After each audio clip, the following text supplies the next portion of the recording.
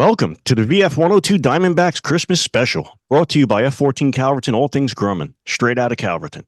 Grumman Calverton, where all 712 F-14 Tomcats were built. Let's introduce the finest F-14 Tomcat squadron that ever existed, in the order that they served.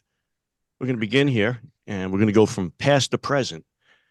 And we're going to end up with VFA Diamondbacks, actually, in the end. So this is going to be an incredible show here. We got some incredible Diamondback history. And we're going to start off with our first Diamondback, and that is Diamond 101, and that is Wheel. Mark Wheelis, call sign Wheel. I was a Rio in VF-102, the Fighting Diamondbacks from 1988 to 1990. All right. Diamond 102, Lester. Yeah, I'm Todd Lessig, Lester, pilot. I was in the Diamondbacks from 88 to 91. And it was awesome. Excellent. Diamond 103, Smokehouse. Pat Casey. I was in the Diamondbacks from 88 to 91, along the same time as Lester. Diamond 104, Tuna. Hello, everyone. I'm Eric Martins, call sign Tuna. Was a Rio with the Diamondbacks from 1989 to 1992. All right. Diamond 105, Marv. So Marv Dunham. I was a VF-102 Diamondback from 1990 to 1993. Cool. Diamond 105, Giggs. Hey, Bill Gigliotti. I was with the Diamondbacks from 1990 to late 1992. I was a pilot with them. One way, Gangus.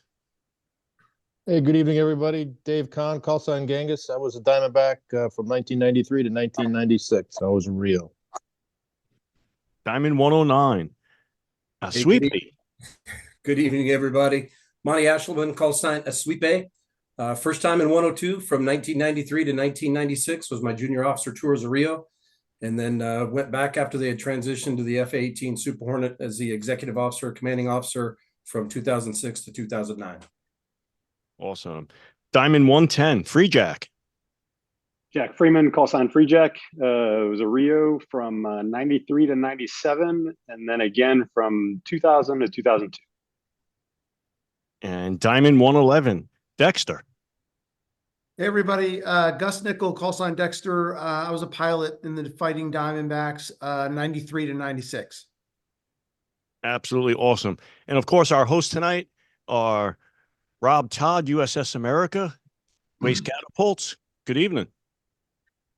Great to be here, Lorenzo. Thanks for having me. Also joining us, Ray Borelli, VF-11 World Ripper PC, and also Grumman, Plant 6 Final Assembly for the F-14 Tomcat. Good evening, sir. Yeah, good evening, everybody. Thanks for having me. And of course, none other, the ringleader, VF-102 Diamondbacks, Leakster, Jerry Leakey. Good evening. Evening. Hey, I was a Diamondback pilot from 1990 to 1994. Ended up staying there an extra year thanks to the downsizing that was going on. Luckily, I had some folks on this all-star team that were able to keep me in the squadron for an extra year so that I didn't have to leave the Navy early. But this is a really, really special show for all of us because it's kind of a reunion show. Many of us on here tonight haven't even spoken with each other for years, so it's kind of pretty cool to see each other via the video conference, but also hear some stories. And the pregame here when we were briefing before the show was a complete mess because we were just so excited to tell some of those stories and make fun of each other just like we do back in the ready room. So looking forward to hearing a few impressions tonight of what it was like to fly the airplane and be a part of the squadron. And I'm looking forward to in the future that we're going to have all these folks back on to tell their individual stories if they can find the time and would find it in their schedule to join us again, because there's a lot of history here in the years that the folks that we have here. So with that being said, I kind of get it started by saying, a couple of stories that I recall that with the F-14 that made a huge impression on me, and kind of are very clear in my mind from the time that we were flying together. I remember taken the Catapult on and I've told this story before, but it really made an impression on me. I took the Catapult for a cat trap cat at landing weight, and when with Jeff Grapper, who's been on the show, and I was a brand new guy, and they put the wrong steam setting on our Catapult shot. And as we rolled down the waist cat, as soon as the Catapult fired, I knew that it wasn't a good shot. And I was pretty sure we weren't going to make it right away. And luckily for us, we were in unluckily for us, we were in an A to begin with, but luckily for us, it was a mill shot. So the aircraft wasn't an afterburner. And as soon as the cat fired, I knew that I needed to push the power up. So I just jammed the throttle in the corner. And as the airplane exited the waist cat, it sank down towards the water, and the Catapult, or the afterburners, kicked in just as it was getting down to about 20 feet above the water, and ended up kind of riding the afterburners and ground effect until they climbed away. And we really didn't know what happened at the time. In those kind of situations, we climbed up, and I was sure that we must have messed up the weight board or somehow some sort of crew error. And we went through all of our paperwork and everything we could think of, looking in our little pocket checklist to make sure we could do that cat shot at mill power and everything. And eventually they had us come back and recover on the ship, and we were pretty relieved to find out that we hadn't messed up. But it was also kind of frightening that they had put a wrong steam setting on the Catapult, and when they measured it, we basically were right at we were below flying speed, what they thought the aircraft could fly. So a little bit of pucker factor there. The other quick one that I remember, because seeing Lester here reminded me, Lester and I were I think we were doing SFARP off the East Coast with some bogeys, and it was two of us, and we were going up against 4 bandits, I think, maybe 5, I don't remember, but it was a mixed section of A4s and maybe F5s and F16s. And we ran in and we did the little stick fight thing, and we popped off a couple of AIM 7s and timed them out. And then we decided to bug out. And as we were bugging, the bogeys were in a box formation, and the 2 rear bandits were flying F-16s, and they started to chase us down. And remember our raw gear getting tickled, and Lester and I both knew we were being targeted while we were doing about 1.2 or 1.3 nose down. And I looked over at his jet, and as we were going through like 15, I could see that supersonic shock cone coming off the airplane. But I also saw, you could look to the back, and as our raw gear was going off, these 2 F-16s were coming up behind us. And Lester, he was real senior, and he was way more experienced than I was. He called for a split. We took a cut away from each other about 30 degrees to build some separation. And the F-16s decided to glom onto me. And so he was free, and he rolled and pulled a 90-degree roll and pulled. He overstressed the airplane, I know that. But to see that jet with its wings back become a ball of vapor, and I think on the tax range it showed a 10G pull. I know the tax tube went bad, and I know we had an overstress on the airplane and popped some, but he popped off a Fox 2 on the Viper, and then we bugged after that, and they called the guy out. So, but when we went to the tax range, we were like, huh. And I think the tax telemetry kind of went funky right there on the pull. That's how hard he pulled, but that was how aggressive he was with that airplane. I don't know if you remember that one, Lester, but I definitely do. I don't remember overstressing the airplane. That's certainly what you told maintenance. Yes, I know that was the nice thing about the A. And I never slice. Yeah. I never bolted. The nice thing about the airplane was that if you didn't pop any panels in the A, you could always reset the G meter and nobody would know what G's you pulled. So it didn't tattle on you like the later model F-14s. But So those are my two quick stories about the airplane, two very memorable moments. And let's move on to Wheel there, the wheelman who left the squadron just about the time that I showed up. Yeah, We I did left get to the fly together a squadron. couple times though, right, Wheel? When Huh? you were at the wing. Yeah, we did. I've been looking at my logbook. I see all of you guys in there. You know, it's pretty good. There's just no way to say, oh, this flight, that flight. I've got so many stories. When we were at Dumpsters, Grapper and I went to Dumpsters, and Puke was there. And we started telling stories, and I brought my daughter with me. Oh my God, she's just hanging on every word. We were telling all these stories, and so I guess we better have a Lester story. Let's see. Let's go with the one. Lester and I go to Cherry Point for the air show. The Cherry Point Air Show, the Blue Angels are doing their thing, and they're, you know, they go do their practice show, and we take off, go out in Whiskey 72 to burn down. We're doing some high AOA stuff, and you know, Lester, you know, with the big boys out and everything, flip-flopping around, and we burn down. So we now go into Cherry Point. And I don't know how fast we were going, but I think it took about 3 miles in the break. We were just so wide because you just couldn't do it. We were going so fast. And we land. And you know how you do it at an air show? You land, you know, clean up the plane, jump out, throw your shit in the cockpit, and then you're gone. You know, you don't even look at the plane.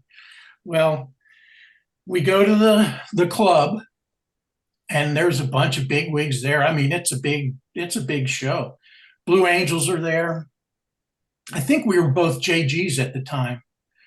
And we saunter in, cool as shit, right? And I'm not kidding. Almost every one of the Blue Angels came up to us and said, "Were you guys in that Tomcat?" "Oh yeah, that was us." Wow. You know, well, that's cool. So the next day we get out there in the morning to go look at the plane. And one of the overwing fairings broke away as we were in the break, right? Put holes all the way up the vertical stab. And there, when we got there, there were guards around the plane. We were a little late. We were a little late, I got to tell you. And I mean, people are coming up to us going, "Hey, there's holes in your plane." It's, of course, it's leaking fuel. Yeah, it's leaking stuff. It's got to be leaking. Anyway, so I got on the phone to Waiter and told him, yeah, we might have broke this plane when we were out in the warning area because we were doing some high AOA stuff, and I think something might have broke off. Oh, shit. So anyway, we had to go back dirty from Cherry Point back to Oceana. Waiter was so pissed. Oh, man. But, you know, Waiter covered for us so many times. We could have been in a bad way. And then the time, I mean, there's so many stories that I can tell. And Lester, was I with you when we went to the Naval Academy, did that flyover of the Naval Academy? I don't think so. That was you were with me. I don't think I was there. You were in my back. Remember we had the Tarps pod on? Yeah. You recorded, dumbass. You recorded the altitude we did the flyover at. Yeah. Yeah. And you know what? I told that story, and you know, when we got back in the line, Duke Potter was waiting for us. Oops. I mean, that's how big it was, because we got sucked out of it. We were -4. We got sucked way back. Giggs is trying to catch up, in zone 5, dumping the nose. We go over Bancroft Hall, like 40 feet above Bancroft Hall, haul in the mail. I've got It my registered camera 100. out. Oh, what the fuck? It registered 138 feet on the Tarps pod. I remember to this day. We were in full afterburner. And Lester, you were on that flight, but you were on Puke's wing. Ah, you were -2. Oh, was it? -2. And I bet Yeah, Pirate. I was hanging on. I bet Pirate was Pirate was our -3. He was Yeah. -3. Yeah. That was a good story, but I mean, there are multitudes of stories. I mean, You know, we caused heart attacks in that flyover. I believe it. Yeah, yeah. I believe it because the two plane goes over. Academy? Isn't there a dome that's like gold or something? That's the church. When we went through, all I saw going on that flyby was the dome going between our airplane and Pirate's airplane. That was between us as we flew in front of it. But that's how low we were. We were at the height of the dome. Yeah, I was. Yeah, we were catching up the Pirate, and I could. We were on his wing. I can remember going, "Oh shit."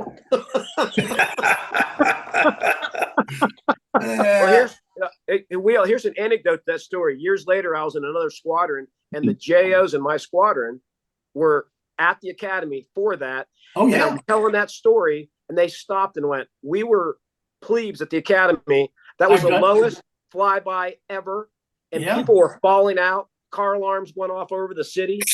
He said, to this day, they still remember that. Oh, yeah. You know Jim Howe, Puck? Yeah. He was skipper, I think, 31. When I was at the wing, he was a stash there. And he said, "Yeah, man, I was there. That was you." Yep. Oh, yeah. Well, anyway, when we got back there's in line, probably illegitimate children all over that part of the country, thanks to you guys. Well, here's a backstory. Joe Preer was the superintendent of the Naval Academy. He called down the fighter wing and he defended us.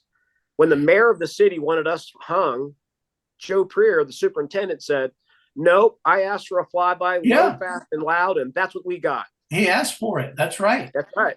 You know, but yeah, different part of the story I'm not going to tell, but you're exactly right. They asked for it. Yep. Sweet. That's all I got right now. Excellent. All right. We'll look forward to hearing more about that one. How about Lester, man? This guy has more time in different fighter planes than probably anybody on here. So, well, I mean, how many different airplanes have you flown, Lester, in the military? Really has a lot of time in a bunch of different fighter planes. Well, we know that. Yes. Yeah. Yeah. So I'll tip my hat to that boy. But a good story, you know. They just start coming back out of your head, and if I go to heaven, I hope it's in the med as JO in the Tomcat, dude. It was epic. And so probably the coolest story was my first flight in the squadron. So I get to the squadron, they're getting ready to go down to Puerto Rico to shoot missiles. So they're all keyed up, they're doing profiles, and I'm supposed to shoot a Sidewinder. So, but I never get a flight. So then we end up down there, and one thing leads to another. So we launched to go shoot Sidewinders. And as I'm heading out to the area, it dawns on the opso that has Lester flown an airplane in the squadron? Like, it was a big deal, you know, because it had tanks and everything. And so my first flight in the squadron, I got to shoot a Sidewinder, which I thought was pretty cool. And then and I had Oz in my back seat, and I was the last one, and Snort was leading the whole group. And Snort goes, "Hey man, nice job." He's like, "How much gas you got?" And I told him. He's like, "All right, let's go out the spread." So roger that. And Oz is having a cow. He's like, "Dude, we didn't brief. He was just like having a heart attack." And I'm like, "Dude, I'm fighting Snort. Like, are you kidding me?" Like, so went out and we go in and we're rolling up, and And Oz the whole time is like, I don't think this is a good idea. I don't think this is a good idea. I'm like, shut up. This is awesome. Right. So, so that was probably the coolest. It was one of the cool flights. And then I think the coolest thing, you know, because as I went further down, you know, the years, but we used to fly fully armed all the time. That didn't happen later on. You know, so I can remember as a young man in my Jolly Green Giant suit, just like totally intoxicated with the fact that, dude, I can launch, go anywhere, and kill whatever I want to kill. Right. That was an incredibly powerful feeling, you know, and, you know, and now like you know, I think it was my CO tour. We had a whole launch airborne without a single live weapon in the whole group.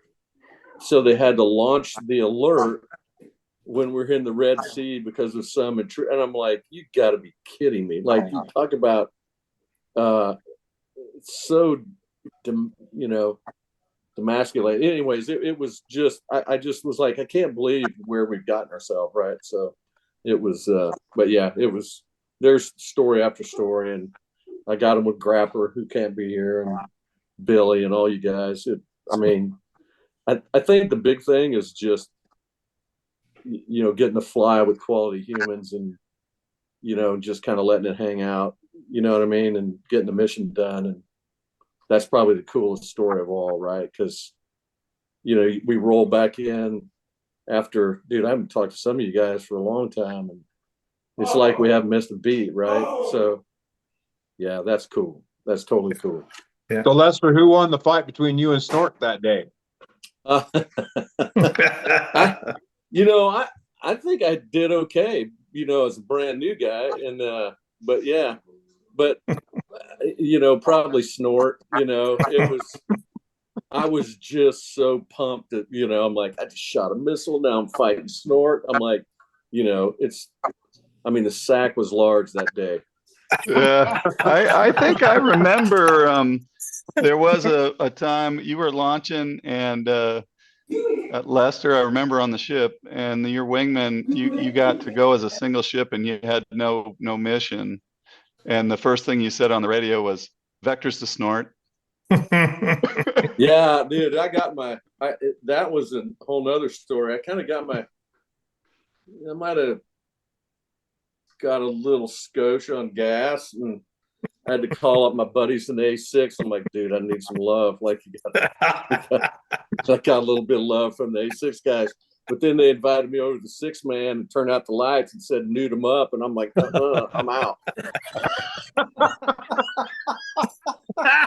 They wanted to show you their probe since you showed yours. I'm gone. Yeah. They're going to show me their love, right? Basketball Association. No. This drogue don't play that way. I believe you're referring to the Buckeye Naked Hour. Yeah. And they wanted to see your buddy store.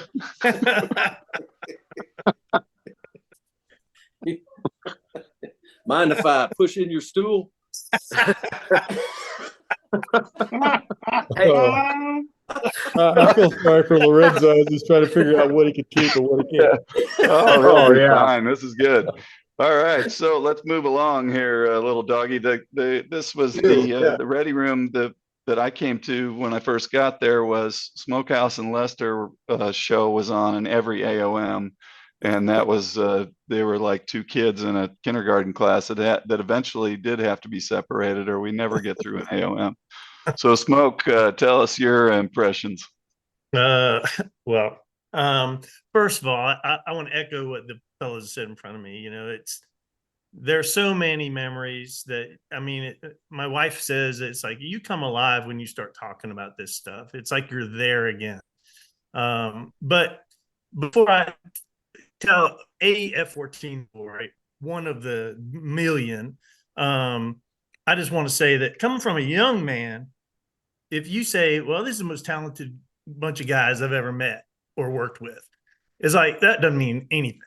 But now I'm an old man, and it's the most talented, intelligent, courageous, funniest group of people I've ever been. These guys right here. So I'm happy to be here. I really am. Thank you so much for having me, because I don't feel like I belong. But my probably, if I had to tell one, is that landing in the North Atlantic when when I was a nugget and came back, and the seas were pretty well calm when we launched, but they were very, very rough when we came back. And I remember coming in, and I had 100% boarding rate at the time, which is a big thing on the greenie board. And I had a mindset, it's like, man, I got to keep my 100% boarding rate. I was a nugget, brand new.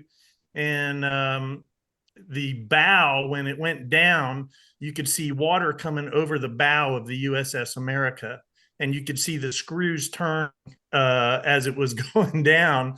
And then I looked out and saw that as I was about the 90-degree position, and I said, "Oh crap, man, this is crazy." And then I thought to myself, well, these guys must do it all the time. And then I see plan form of like the bow coming up, and I can read 6-6 perfectly. And so I came in and I landed fairly hard. Some people called it a crash. I think it was just a hard landing. And we hit so hard that it blew out both main mounts. It ruptured both drop tanks, and it cracked some motor mounts and maybe my back, but it took 2 tow trucks to get us out of the landing area. In the meantime, we're in the North Atlantic. You can't punch out because it was blue water ops. At least that's what they were telling us, which means there's no divert. And so all the Hornet guys with their little tiny gas tanks and other little tiny things were upstairs sucking seat cushions up there. Can I say ass? And they were they were like, oh, holy crap. So it took them a while to get me out of the landing area. My hulking, and it completely extended one of the struts and completely compressed one of the other ones. So I was sitting there lopsided. They towed us out of the landing area. Everybody else, wave off, wave off, wave off. They sent me down to medical to go pee in the cup. I'm standing there watching the plat camera, waiting to go pee in the cup. And I'm seeing all these people waving off, waving off. Nobody else has gotten aboard yet since I trapped. And then this Hornet comes in, and he hit so hard. I think you can find this video on YouTube, that he breaks one of his struts completely off and skids on his nose tire and one main mount into the wires. And they had to crane his airplane out. And so then the craziest thing was, that's how I met Richard Howarth, whose call sign was Strut after that, of course. And I met him down in medical peeing in a cup, and they diverted the rest of the guys that were airborne. They launched every single tanker that was on board the ship. And I can't imagine being one of those tanker dudes, because they had to launch when the bow was pointed straight down, accounting for it coming back up again. So they took the rest of the air wing, and I don't remember where they diverted to, Iceland or France, or I don't know where it was, but maybe you guys can fill in on that. But that was pretty crazy. One of many, many. Smokehouse, was that because the water, it was just so rough? It had just gotten crazy, crazy rough. The swells were 30 feet. So the deck was pitching plus or minus 60 feet. So it was way up and way down. It was a moveless recovery. And by the way, I did get a fair pass on it. I didn't get a no grade. I got a fair. I was going to say, the moral of the story is you still had 100% landing. I had 100% boarding rate, baby. And he made mid-rats. And I made mid-rats. With a one-eyed Jack. Yes, sir. Well, yeah. Okay, wait, I could do one more quick one, but maybe Tuna will tell it when we did the little flyby over Port State. You talked about when we violated the Port of Sudan? Oh, some kind of international incident or something. Come on, that was not a big deal. Yeah. Sports cop said it was okay. Yeah. Remember, we were in hack for about like 12 hours. Yeah. Well, the reason we got out of hack is because Schwarzkopf liked the pictures.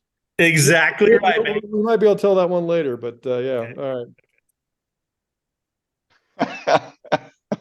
Outstanding. Well, Tuna, you're up, brother. So Tuna and I flew together for, gosh. What a treat. Oh, sorry. Go ahead, Leeks. No, I was saying we got to fly together for that whole North Atlantic thing. So, me being a new guy, you got to ride through some of my traps in the hairy North Atlantic. It was gnarly up there. It was gnarly. And one day we didn't get to fly we actually watched a wave come over the bow of CV-66. You remember that? Yeah. Unbelievable. Yeah. Yeah. But anyway, I'm sitting here looking at all the drivers I flew with here, and it's just, I mean, there's Mark Dunham. You know, we got to share some rides. Lisa, you and I was your Rio for your Nugget evolution, and we had such a good time chasing Highlanders all over Scotland. Smokehouse, that whole incident there with the Port of Sudan. Yeah. And Billy Giggs. Oh my God. I probably have half of my Tomcat hours with that guy. And we never laughed so hard and screamed at each other so hard. And then we followed each other to the test and evaluation, and we're in VX4 together as well. But yeah, I got nothing but stories and memories with all you guys. But I didn't mention Lester over there, and this isn't because of Lester. It's because he just reminded me of the late great legendary Snort Snodgrass. And at the time I joined the squadron, Snort was the commanding officer of our sister squadron, the Starfish, as we like to call them. And I was this is my first cruise, my first of 3 cruises. I don't know how I managed to do that, but I got 3 cruises in one tour, and we're out in the Med. I get a hop with Lester, and we get on and we do our brief, and we go do some mundane combat air patrol, saving gas for the 1 5-minute exciting evolution at the end of each before we had to go trap, and that's called Indian country. For those of you, Indian country is just for those of you that are listening, I know everybody here knows it is. Indian country is an area that they cordon off where anybody can fly in there and attack anybody else till they run out of gas. And so, you know, Lester's been hanging on the blades, and we're saving as much gas as possible for, you know, our 1+40. And we got, you know, 15 minutes left before we have to be landing. And so we head towards Indian country, and we're cruising in, and Lester sees another Tomcat down there, and he can see it's a Starfish, and he's just giggling. He's like, "Oh, that guy doesn't see us. We're going to jump him. This is going to be awesome." So we roll in on this guy, and he does eventually see us, makes a couple turns. All of a sudden, we're just in a scrape, and 6.5 Gs. We're both looking over our shoulders as this F-14 is rolling in on us, and Lester goes, "Oh shit, I think it's Lester. I think it's Snort." He says, "Oh shit, I think it's Snort." And I mean, Lester, I think, had already gone to Top Gun by this time, and he was a fairly accomplished fighter pilot and had a pretty good reputation. And it didn't take Snort long and then we unfortunately had to debrief with the gun footage there. But Lester, you're probably not going to admit to any of that, and you don't have to. But do you remember that at all? No, I don't remember a fucking thing.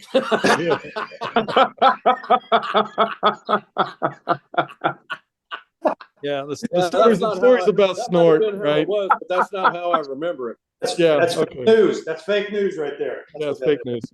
Fake news. So, yeah, I don't know. I don't know if we have time or not. Do you want to hear about when Smokehouse and I violated the port of Sudan? Yes. All right. So I was one of the Tarps guys, which is the picture takers, right? And we carried these pods that took pictures, and they had this camera that was a long range, called a LOROP, I think, long range camera. And so every country has a 13 nautical mile.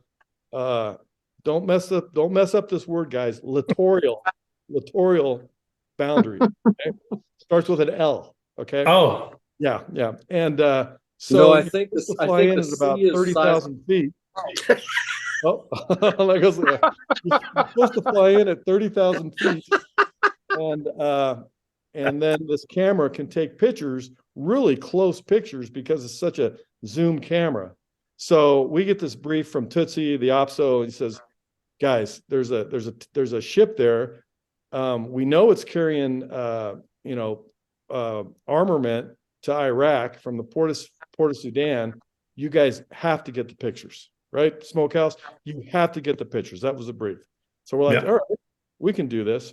So we fly all the way down, you know, we're in the Red Sea now. We fly all the way down, get to the port. No, the whole Red Sea doesn't have a single cloud in it. It's a beautiful day. And we get down to Sudan, and there's clouds at about 2,000 feet right over the port of Sudan, right? Couldn't see a thing in there. So we're like, well, what do we do? I said, well, so we talk about it. We say, well, they told us to get the pictures.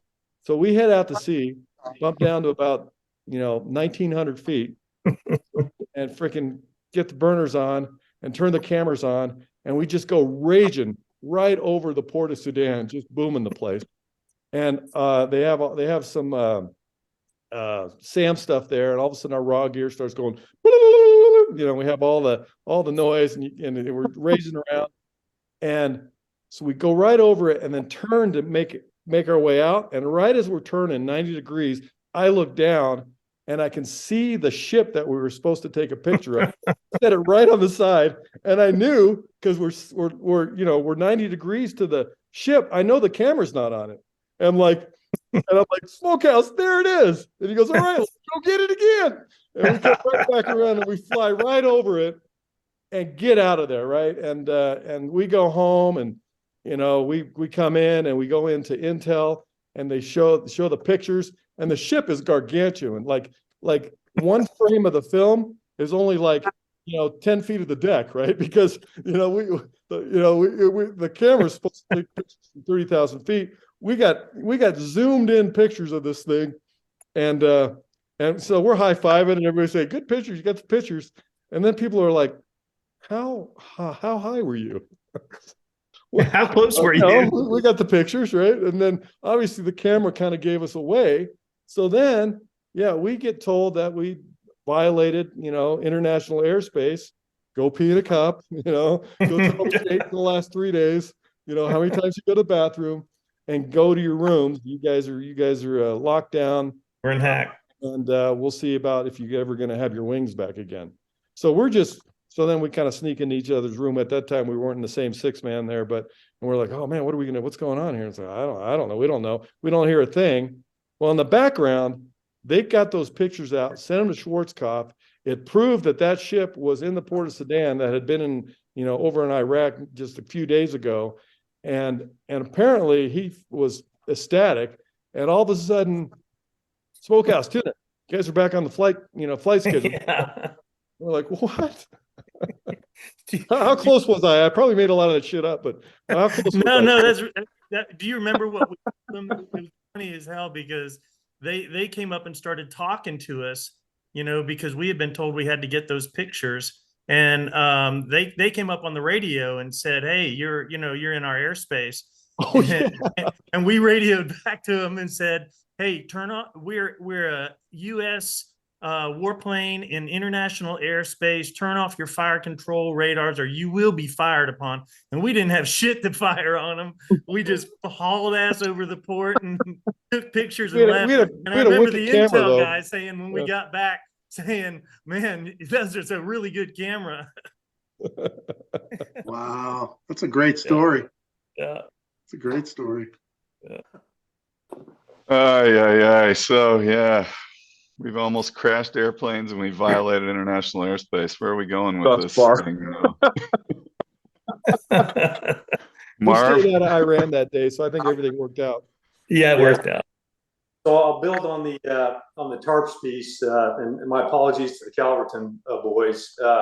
So back in '90, when Puke was still skipper, we were in Fallon, and I was one of the Tarps guys. Tuna was, Giggs, and I was going to have Tootsie in my back seat on this given flight. But anyways, in the days and the week prior, the Diamondback Tarps jet every day was getting knocked out of the sky, just every day. And, you know, and you're in the big Fallon brief and debrief with, 80 alpha dogs and all the heavies in there. And every day at the end of it, they would show the video of the SAM tracking, F-14 dead. And Puke was pissed. He was just pissed, that guy's a warrior, man. I'll tell you what. So anyway, so Marv Dunham and Tootsie, we wind up on the schedule on Monday, and I'm like, okay, we're not getting shot. We're just not getting shot. So, I tell Tootsie we're going to go a little faster than average, and we plan the low level and blah blah blah. And so we're going to go and escort the A6s to whatever point. Then we're going to peel off and give them about 1+30 or 2 minute heads up, so for the smoke to clear, so we can come around from the south and take the photos. And so we peel off of the A6s, and we are going so fast. I have never flown a jet that low and that fast, and it felt like it's like you're sitting on a beach ball, because just the flight controls are just like everywhere. So if you guys remember that bombing range in Fallon, it's kind of this natural crater area. So we come in kind of from the south, just come through this little mini carve out, and I kid you, we're so fast. And we get into the target area, and we got to pull to visually acquire the target. And so I sort of do my normal pull, but I've never flown a jet this low and this fast, and literally the jet just goes wham, and my neck goes wham against the clear sheet. And we pop up to like 1,500 feet, and tally ho, cameras on, click, click, click, and we're out of there. Like, it literally was that fast. And so Tootsie said, "Hey, Mark, that seemed like a pretty healthy pull. What do you got there?" And so we had that lousy little gauge that was big in the front, and I'm resetting that thing as fast as I can. And 6.5. Yeah, I can tell it's north of 10, and I'm like, oh, I think we're good, man. I think we're good. So we go out of there like a couple of raging monkeys, and we come back in and we land. And after you land, standard, the plane captains start diving the ducks, and you're unstrapping your stuff and fixing your hair and all that stuff. And so doing that standard, and okay, there's more plane captains, and there's more people, and there's more. So this crowd starts to gather around each of the intakes, and I'm like, well, that's a little. And I know fully well, that I can reset that little button all I want, but I think the wheel wells had some counters in it, whatever it was, and so climb down from the ladder, and I'm like, what are you guys looking at? And the guy's like, well, sir, look down your intake there, and so normally down an intake, it's smooth as can be till you get to the vanes and all that, and there's this weird lip around, like this weird 2 to 3 inch lip around both, just prior to the vanes on both engines, and I'm like, what the hell is that? And the guy's, well, sir, you broke the fail-safe ring. Oh, what's that? He said, well, that's what mounts the engine to the airframe. I'm like, oh. Wow. That's not so good. So anyway, there gets to be this herd of people around the jet. And I'm like, oh man, that ain't so good. Not so good. And Critter, who was MO at the time, comes walking down, he was all piss and vinegar, and he looks down, he's talking to maintenance guys, he looks down the intakes, and he comes over to me and just starts ripping me a new one. You will never fly another F-14. Blah blah blah blah blah blah blah blah blah blah blah blah. So my head's hanging pretty low after this, and Tootsie, who was my backseat, said, "Yeah, Marv, this is not so good, not so good."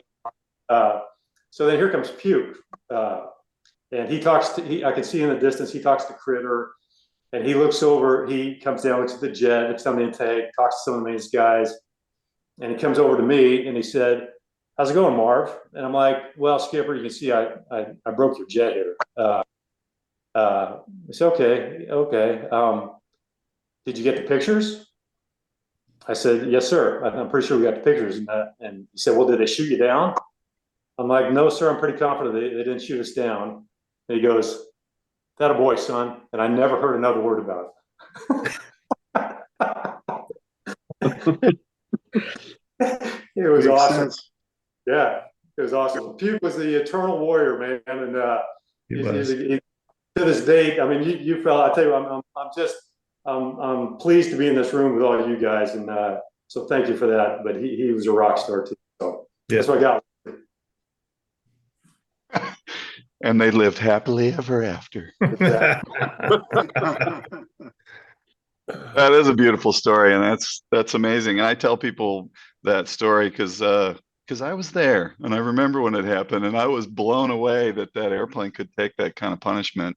And I'm pretty sure that airplane did fly again, and the Tarps pod did too. So we flew those things all the time. I agree. It's amazing. So Billy G. Hey man, Another I don't have a lot of badass. stories. I don't know about that. I don't have a lot of stories until I started listening to you guys. Holy shit! We got some good ones to tell now, but you just a little background for you. I got some follow on. What's that? I just want people to know your background, man. You're like a Navy family and Naval Academy. You're all about the whole Navy fighter pilot thing your whole life, and a lot of folks you have a whole history behind you. So. Well, I guess history is what it is. Everyone's got a history, I'll tell you a little bit about me and the F-14. As a young kid growing up at Pax River, Maryland, where the Flight Test Center is, and I wasn't a Navy family. I remember as a young kid, I don't think I was 10 years old, and I was watching the F-14 going through its flight test at Pax River. And I said to my brother, I want to fly that airplane one day. You never know what'll happen, right? Because I end up flying it. And it was kind of a dream come true. When I got orders of the F-14, I thought I had died and gone to heaven.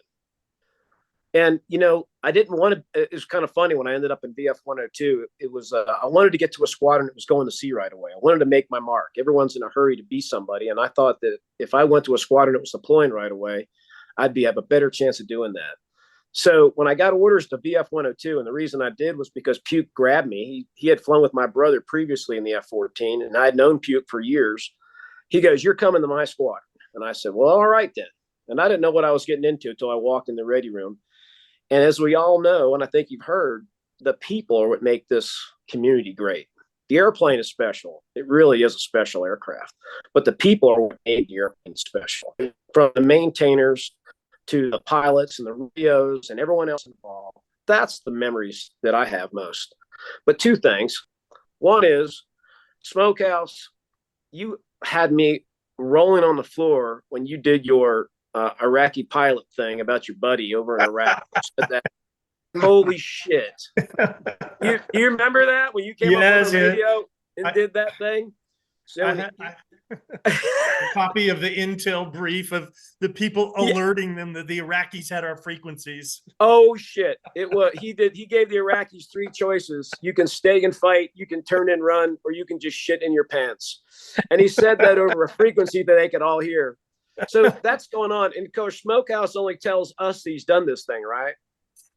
Well, skip ahead to our next cruise. Our intel officer is sitting in the wardroom, and I'm telling the story about you doing that. And he sits up, bolts straight up in his chair. And he goes, "Are you shitting me? We're still running down a media report on that event to this day."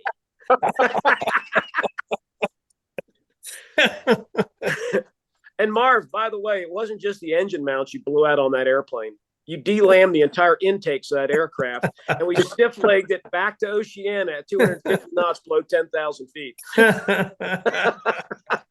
Yeah, I think, Marv, I had to fly it back because I was the youngest PFCF guy, and it had literally had bolts with washers holding the delam together. Yeah, that was a joy.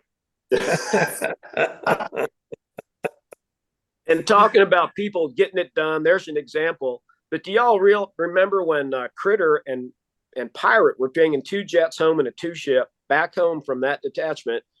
And I think Critter's, one of his engines wouldn't start. Yeah. Went crossbleed. So what did Pirate do? Pirate taxied in front of him. Critter snuggled up next to his engine and ran the engines up and gave him a blowjob to get the engine started. Give him a huffer. Yeah.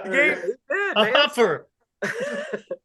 Wow. But it's the can-do attitude, man. It was, you know what?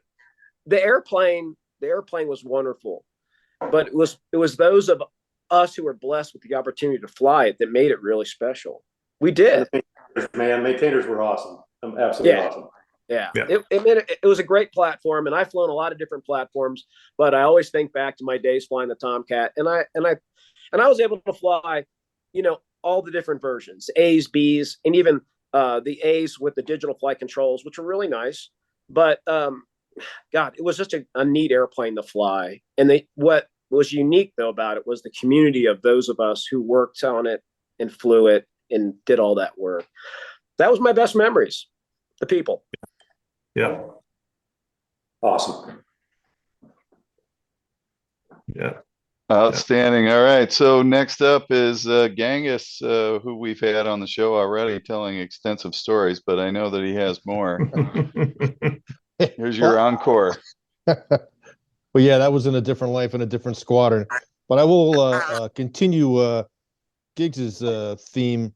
My best memories and my best operational tour was as a Diamondback, and it was an honor to be a Diamondback. And you guys made it easy. I never laughed so hard to the point of crying and had so much fun on Liberty. But it was the family of the Diamondbacks. Having come from a squadron that if they didn't have bad luck, they had no luck. At my first fleet tour, being a Diamondback was liberating. I tell you what, it was the people, as Giggs said. It was the great maintenance. It was the fact that we had every airplane airborne on the flight deck one day. And they were all better looking than anybody else's in the air wing. I got to take the squadron from A's to B's. That was fun because Stash and I were the only two profile eligible guys because we had been a B guy before when it was the A plus, until Pirate said, I'm making myself a qual PMCF guy. And then he did all the flights because he could do that as a skipper. And flying with Taz, if you guys all remember Taz, God rest his soul, we had a 4.0 average at the back of the boat, and it was the fun times and the ops we got to do and the Bosnia flying and the low levels. It was all great. I mean, how many specific stories? I'll probably come up with some after we're done here tonight. But I can't thank you all enough for letting me in the family. And it's the one squadron today that I consider, we're all family no matter what years you were in as a Diamondback. Excellent. That's legit. And Taz, it's sad and just Slim and Washer Bob DREHER. So we've had our casualties, and I think all three of those are probably due to their time in the F-14, unfortunately. It's a great airplane to fly, and I volunteer at an aviation museum in Pungo today, and I've been doing it for many years. And people find out, the rest of the volunteers are old former military, and you'll tell a kid that hey, he flew in the F-14, and I mean the kids today still go wow, and you're like, hey dude, I rode in the back, man. I ran a weapon system, talked on the radio, and they're still hanging on every word. So it was a great airplane. I mean, you can't take it away from it. She's a beautiful airplane and probably the sexiest fighter that ever was made. Here. Yeah. Not probably. Salute. Not probably. So now we got Aswipe, a commonly mispronounced call sign, I will say. We thought long and hard about this, but it's a shame the Navy made them change it. But you're always going to be Aswipe to your Diamondback brothers from your early tour.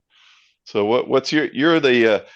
they're one of the few guys here that's flown the Super Hornet and the F-14. So you can give us impressions of both. Yeah, I'll come back to that, and I guess I got to give a shout out to Lorenzo for not kicking me out of this club when he found out that it wasn't Grumman both times in 102.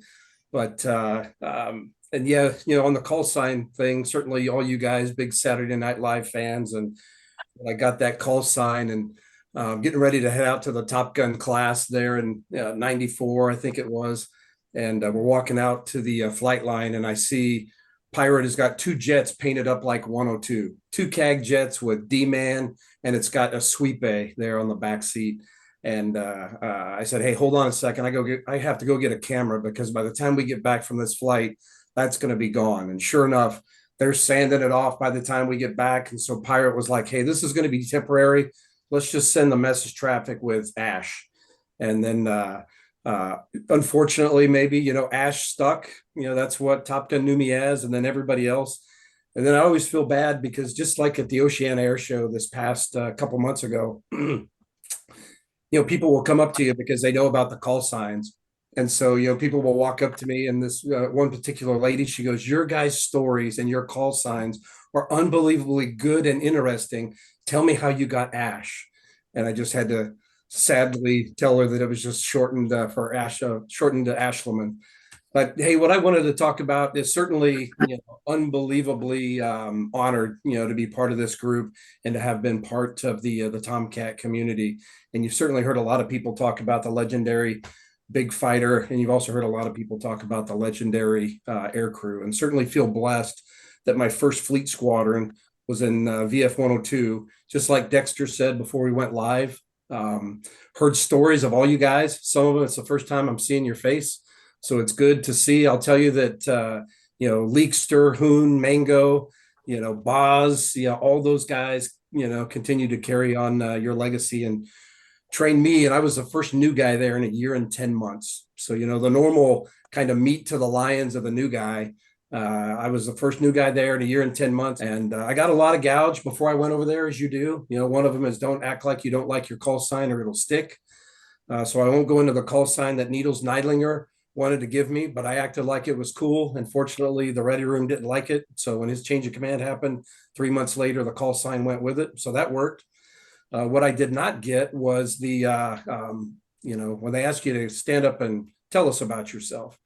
And so in my retirement last year, I talked about the precious ready room, one of the most unbelievable places on the planet. You know, sometimes it's brutal, but they love you and they're going to make you better.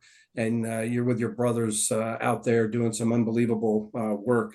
So Needles had asked me to stand up, tell me about myself, tell you guys about myself. And I started talking, and I got the nice goggles Batman from Conan Honorado. And I got the brutal welcome that you expect. And we all were participants in. When somebody did that, I laughed. I thought it was funny. And then I went to continue talking about myself.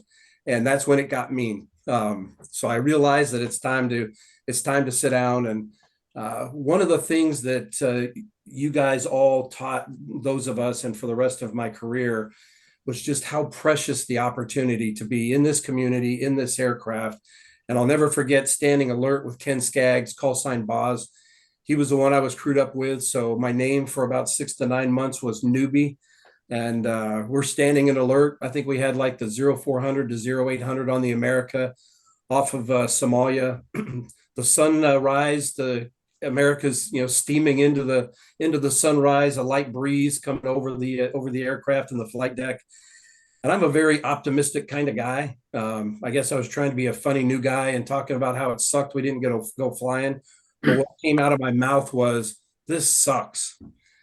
To which, and all of you guys know Boz, he's a very mild-mannered guy, but he about jumped down my throat. If he could have reached back about 9-10 feet, he would have, and reminded me to never, ever, ever forget how many millions of people would trade places with me in a heartbeat. And so I wasn't trying to be negative by any stretch, but I've always remembered how blessed it is to be around individuals like we have here, as well as more.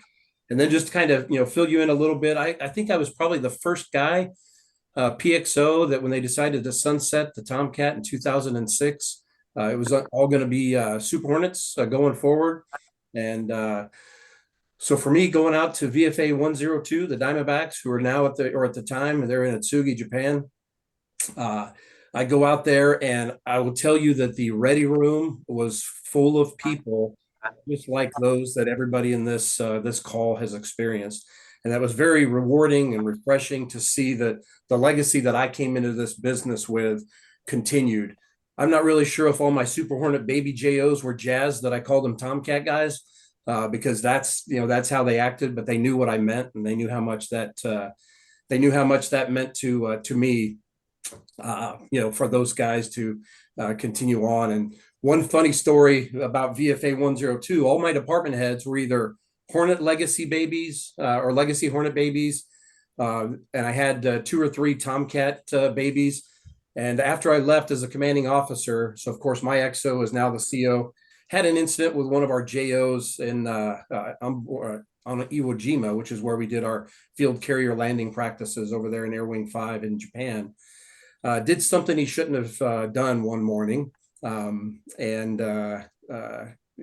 I say the Americans, I'm talking about the Deputy Air Wing Commander. A couple people were fired up.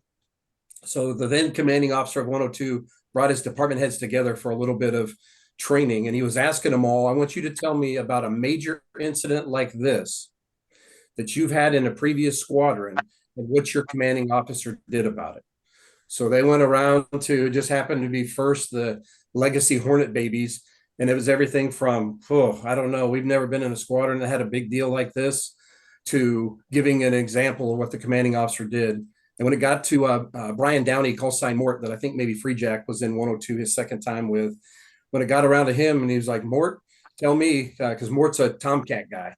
And so Mort was like, hey, Skipper, I'm not going to lie to you. I don't think I've ever been in a squadron that would say this is a big deal, right? Because these are a bunch of guys that can handle any situation, and just really matched up with the big fighters. So for all those in this call, you know, the Diamondbacks that are out there in VFA-102, even though in a different airplane, you know, kind of the Diamondback legacy and the people like we have here, you know, continued on. So appreciate it and love all you guys. It's awesome. Awesome. I remember giving you the call sign, Sweep, because we were in the British Virgin Islands and we were pouring 151 and lighting it on fire. And I believe, Ash, we had to put the fire out because it was going up your arm or something. I don't remember. We almost lost you before we could even get the call sign to stick. Yeah, and I should say my first cat shot in 102 and thus arrestment, fortunately, was with one Leakster. Oh. Yeah, that was a good time. Yeah, I really enjoyed flying with you, man. That was always fun. When you had experience and you got to fly with anytime you got to fly with JOs, it was great because you didn't have any adult supervision. So it was beautiful. Hey, Leakster, double back a little bit real quick on something. Everyone was talking about Puke and all those guys back then. Does anybody remember the time when Marv Dunn decided to put Puke in a headlock and punch the living shit out of him in the admin in St. Thomas? Thomas, yeah. Yeah. I just remember waking up in the morning and Puke was face down in his tighty whities and his little fat body was laying in a tile and he was unconscious. And there was a chair and a tree outside the balcony. Which time? Yeah, it was awesome because 10 minutes after that happened, they were all like spooning together on the bed. Yeah. But he did it. I mean, Mark just put him in a headlock. We're all sitting there. Next thing we know, he's just punching him in the face. We're like, what just happened? Yeah. Yeah. I never liked you, old man. That's right. And literally, then they both pass out and they're like spooning on the bed. What a brown noser Marv was. Guy I know. Yeah. Yeah, but the next morning, Puke shows up at the bar in the same shirt with the Puke things wiped off. You can still see the stains on his shirt. Ay, caramba. That dude could run, right? Like he was. Does anybody remember when he showed up at his change of command party? So the Chiefs came and got him early in the morning. Nobody's seen him. We all had, and I can't even remember the restaurant in Virginia Beach that were. And so I'm out. I got the gerbil. We got all this stuff. Well, the ladies have all it, and they had. Remember the big table full of desserts? There were like pies and cakes and all that shit. And so I call Hooch, I think, and he's like, "We're bringing him. We'll be there in a little bit." I'm like, "Okay, I'm sure this is going to go well." So Hooch, the Master Chief, and Taco are bringing Puke to his change of command dinner party, right? That was just all the O's. He shows up. He is so fucking hammered. And he's still in his khaki uniform, right? And so we're all in like, slacks and jackets and stuff. And then so he eats and, all the girls are not very happy, and that's okay because it's standard. And but do you remember when he got up and started to do his talk, and he's like, gets up this talk, and he kind of looks at that table where all the desserts are, and he goes, "I've been wanting to do this my whole life." and he gets on the table and just starts foot stomping pies and shit's going everywhere. I thought I was going to pee myself. It was the funniest thing I have seen. It was, and everybody was incensed. Puke was like, he was like a fighter pilot extraordinary. That was spectacular. He was.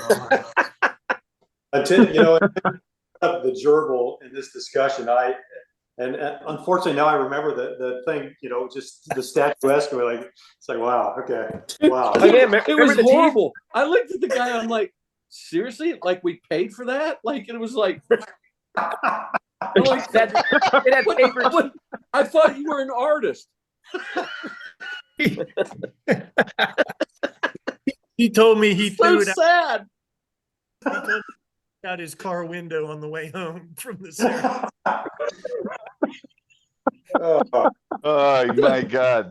All right. So I'll tell you another puke story. This happened after. So he calls me. He goes, Lester, I need you and Brad to come over here. He goes, I need you to help me move a couch. I'm like, okay. So I go over to his house. He has his couch. So we struggle trying to get it out of the door of this room. It is up and is upstairs, right? And I'm like, how'd you get this thing in here? Because we couldn't get it. He's like, all right, I've had enough. And off he goes. And I'm just kind of sitting there in the room like, okay. And then next thing I hear, he comes clumping up the stairs. He brings his chainsaw up and he cuts that couch in half. And we carried the couch out of the house because he cut it in half. It was the funniest thing. I laughed for a week. I still laugh about that. It was, I'm like, dude, that was awesome. He just cut the couch in half. He goes, I never liked that damn couch anyways. Wow. Makes sense. They don't make them like that no more. No. All right. I have one puke story too, because I have to tell it. We're in the BVI. I'm brand new, first port call, get off the ship, and me and Mango say, take us to the best restaurant on the island. This cab driver starts driving us up this mountain, and we're going for like 20 minutes in the dark. And we finally come up on this restaurant. You can't see anything. It's pitch black. And I'm like, are you sure this is oh yeah, man, this is the best restaurant on the island, man. You're going to love it. And right about that time, this shadow comes out of the screen door of this restaurant, stumbles into the front of the restaurant and starts taking a leak right on the grass in front of the door. And I'm like, what the? I go, come on, man, this can't be a good restaurant. Oh yeah, man, this is the best place on the island, man. And then the guy finishes taking a leak and he goes to zip up, and about the time his zipper gets up, the back of his head hits the ground. The guy falls straight on his back. Boom. And we're like, we're getting out of the car, and we walk over, and it's Puke. Puke looks up at us laying in the grass. He goes, oh my God, my new JOs. He goes, you two guys are coming in here and having a drink with me. And we go in the restaurant, and there he is with Pirate and all the maintenance chiefs, the whole maintenance department. And they're just partying their butts off. And of course, they're very excited because they have an ensign and a JG to pour drinks down. So they bought us drinks for like 2 hours. We just wanted to get the heck out of there. We didn't want to sit there with all these old guys, No, the Leakster, they were happy because you now had the puke watch. Oh, exactly. No, the Master Chiefs were as hammered as he. Oh my God, it was huge. But all right, let's move on. It's time for Free Jack City.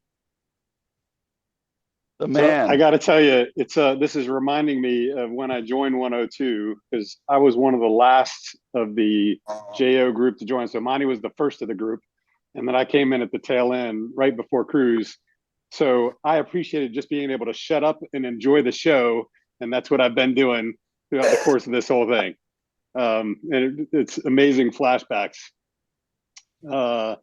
I tell you, everybody talking about the people thing completely resonates.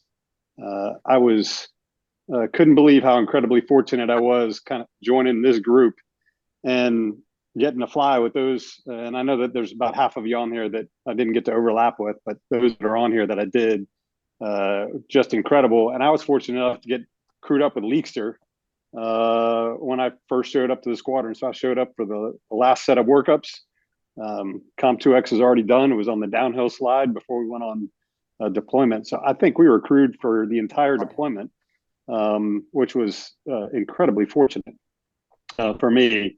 Got to learn a ton in a very good kind of environment. At least I think you said it earlier, when you get to get crewed with JO, life's pretty good. So the I think most memorable event flying wise that I had, and oddly enough, there's going to be a third snort story that's going to come up tonight. We first cruise was in F-14As, and then after that deployment, we transitioned to F-14Bs.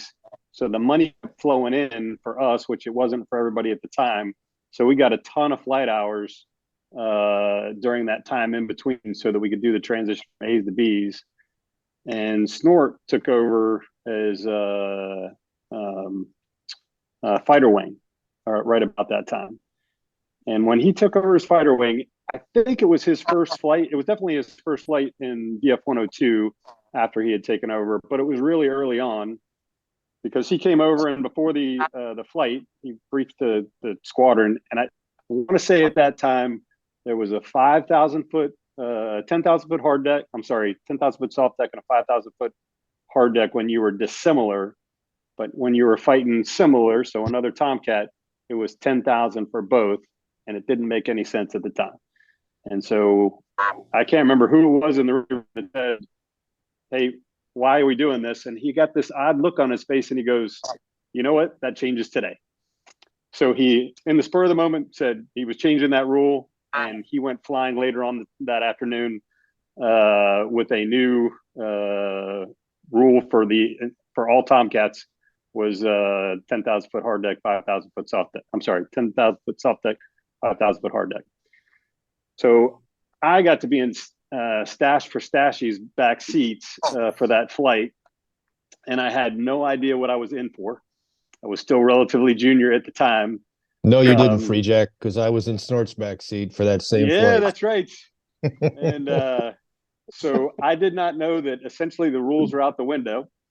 I learned do you that remember the weather that day? Remember how shitty the weather was? Yeah, because we were in and out. Yep. I lost track of the number of training rules that were being violated as we went through the flight. I learned that main flaps were on the table, and I got to see for the first time what a split burner move looked like from another airplane, watching Snort do it against us, and it was pretty impressive.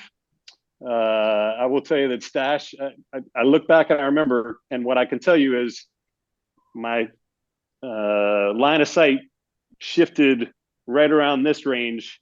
So it was a pretty even fight all the way around. And what I definitely don't remember looking back very much during the course of that flight.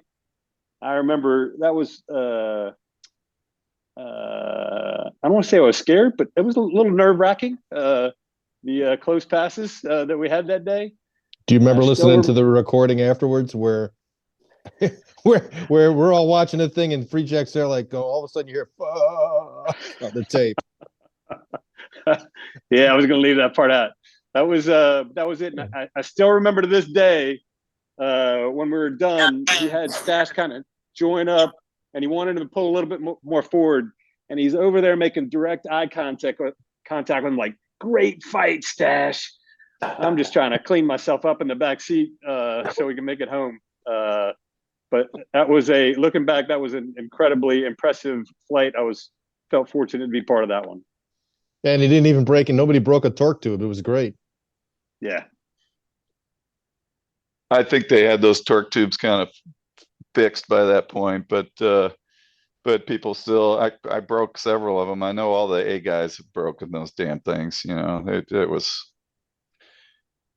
And then using the thumb wheel, you could bust them real easy too if you didn't pull the alpha breaker. So last but not least on here, I got Gus, man, who probably with all your tours, you may have more pilot logbook time in the F-14 than most of us on here. I think probably have more than anybody.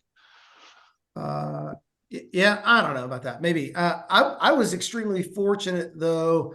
that I flew them in the right order. I flew the A and then the B and then the D for 2 tours. And that was the right order. And in my last flying at 101, because I was the only guy who had at least 500 hours in each of the 3 models, I was the go-to PMCF guy. I'm telling you, after you've done 2 tours in a D and you go back and fly an A, you're like, what is this? You get an appreciation for it. But hey, this has been really cool, and it's been great to listen to all the stories. And I'll echo what Giggs and a couple of guys said about, for me, the coolest part about it was the people, always the people. Airplane was phenomenal. And we could go on till tomorrow morning about airplane stories. What was, but the finest people that I've ever known in my life are people that I served with. And it is kind of funny for me to think about a lot of the best Tomcat stories I have were from the Diamondbacks and not from the subsequent Tomcat tours that I did, which is interesting. It's just a really special time. So I'll tell a couple of distinct stories. Now I'm wondering, it's interesting how many of our funniest stories have to do with Tarps pods. So I'll end on a funny Tarp story. A couple stories I want to tell. We talked about Pirate. It's really unfortunate that he's not here. That dude definitely needs to come on here again, because some of my best stories have to do with him. And you guys talked about Puke. One of the best things, the most fortunate thing for me is that, I did basically my whole first JO tour with Pirate as the XO and the CO. And that dude is a knife in the teeth warrior. And that was the best thing about those tours. And I'm going to tell you a couple of stories about that. The first one, I don't know if we were on cruise or not, but we were doing a night AIC. You remember when they would just launch you up at night, so you go and get a night trap and you would just do intercepts or whatever. And this was a 3 in the barrel. Just go do some intercepts and then come back and get a night trap. And it was me, Chimp, another JO pilot, and Pirate. And so we're doing this boring AIC mission, and all I was thinking about in my mind is I'm saving up enough got. So on the way to the Marshall stack, I can thump Chimp, who was, in the 8-man JO jungle with me. And so, you gotta padlock an airplane. And I was like, okay, got him. That's Pirate over there. That's Chimp. And so I just sat way back, it's all quiet. Everyone's getting their, night trap mindset on. And I'm like, this is going to be perfect. So I got way up high and I snuck down as fast as I could go. And I got, I don't know, 1.2 or 1.3. I had enough gas left. And I flew right underneath him. I mean, probably within 20 feet in full burner, and pulled up right in front of him and just did aileron rolls to the moon. And I was like, that was so cool. Like, I felt good about it. And I land and I, get back, and in the PR shop, I'm taking my gear off, and Chimp comes in, and I'm like, I was waiting for him to say something and he didn't say anything. And I'm like, hey man, how'd you like that thumping? And he's like, I don't know what you're talking about. And I'm like, come on, like, had that look from your cockpit. And he's like, I just flew back to Marshall and landed. I don't know what you're talking about. And I'm like, oh shit, I think that was Pirate. And he was the XO. And I'm like, oh my God, I gotta, there's an apology coming here. So anyway, I went and found him, and I'm like, sir, I'm really sorry. Like, I tried to explain it like there was a rational explanation for it, but I'm like, I thought you were Chimp, and blah, blah, blah. And he was like, that was awesome. He said, he had Creature in the back seat. You scared the shit out of Creature. He said, the rat out went off, and I was like, beep, beep, like, wonder what that is. And then there was this ba-boom and light show. And he said, Creature about shit himself. And so he said, that was really cool. But then I knew, like, Pirate was a pretty good guy. He didn't get bent out of shape about that. Another quick Pirate story, and Asweepe and Free Jack will back me up on this. So we all lived in the 8-man on the America, and Pirate, when he would get drunk in port, liked to wrestle, right? Like, he'd get a couple of, beers under him, and he just wanted to fight people. And so in port, when he would get drunk, he would come back to the ship And he had one of those, the XOs always had like that master skeleton key that they could get into any room. And, you know, we'd hear a little wiggling at the door, and he would come in at night and he would pull guys out of their rack and fight them in the middle of the 8-man. And so like a couple times, you know, when you heard that the keys jingling, you better be ready for, you know, an ass whooping, because he would come in there with a head of steam and he would pull multiple guys out of their racks by their feet, you know, and just start wailing on them as hard as he could. And so we all got to the point, like, you know, when you hear somebody out there wiggling, like guys would jump up and we would beat the shit out of him. Like guys would be kicking him and punching him. And one time we beat him to a pulp. And the next day I remember seeing him in the ready room, and he had a black eye and a fat lip. Like his lip was all split. He looked like a scratched up alley cat, and he just got wailed on in the 8-man, but he would always come back and fight. Like I admired that about him, that he would fight to the death. So one more pirate story. Well, all right. I'll finish on this because you guys, hopefully it spurs some other pirate stories, but you know, he was really phenomenal to fly with. All right. 2 quick pirate stories. One, the most impressive thing I ever saw done in an F-14. And you know, pirate did a lot of shit hot stuff. Like when you would tank, you know, he would open the probe at the very last second so that as it was fully extending, it was just clearing the lip of the basket, and he would plug, and it was like super smooth and cool, and everyone wanted to do it. But, you know, guys were breaking probes off and the Iron Maiden and all that stuff. So guys would try and be like pirate, but nobody could do it. And in his change of command, his last flight in the squadron, and Sweet Babe, were you with him? I was. All right. So you can tell the bird's eye view of it, but you know, he was always top hook. Guy was like an incredible ball flyer. And I watched him, and Sweet Babe watched it closer than I did. But from the deck, we all came out to watch what kind of shit hot break he was going to do. And that dude came into the break on the America supersonic and broke at the stern and came around and got an OK3 wire. And it was the most impressive thing I've ever seen, because he was still plan form diamond at the 180, probably doing 450. Like the gear came down at about the 90. The flaps were still coming down when he was in the groove. Like the airplane was slowly squatting, getting on speed. And like, I just thought it was like, knowing how hard that is to do, that he pulled off an OK3 wire from a supersonic break was pretty neat, Monty. And you can, you know, if I hadn't been in the airplane with him and somebody told me that story, I would say you're lying. There's no way. First of all, we had some code words at 10 miles with the air boss, depending upon who was going to be on the bridge. And we were at 1.2 Mach and, you know, did the shit hot break. And of course, if you guys all remember we would be 300 wings. And then at the 90, about how many knots to lose. You know, I always thought I was pretty good at math, but we're going through the 180, the 90. I haven't even called wings yet at the 90. So I guess we got about 185 knots to lose.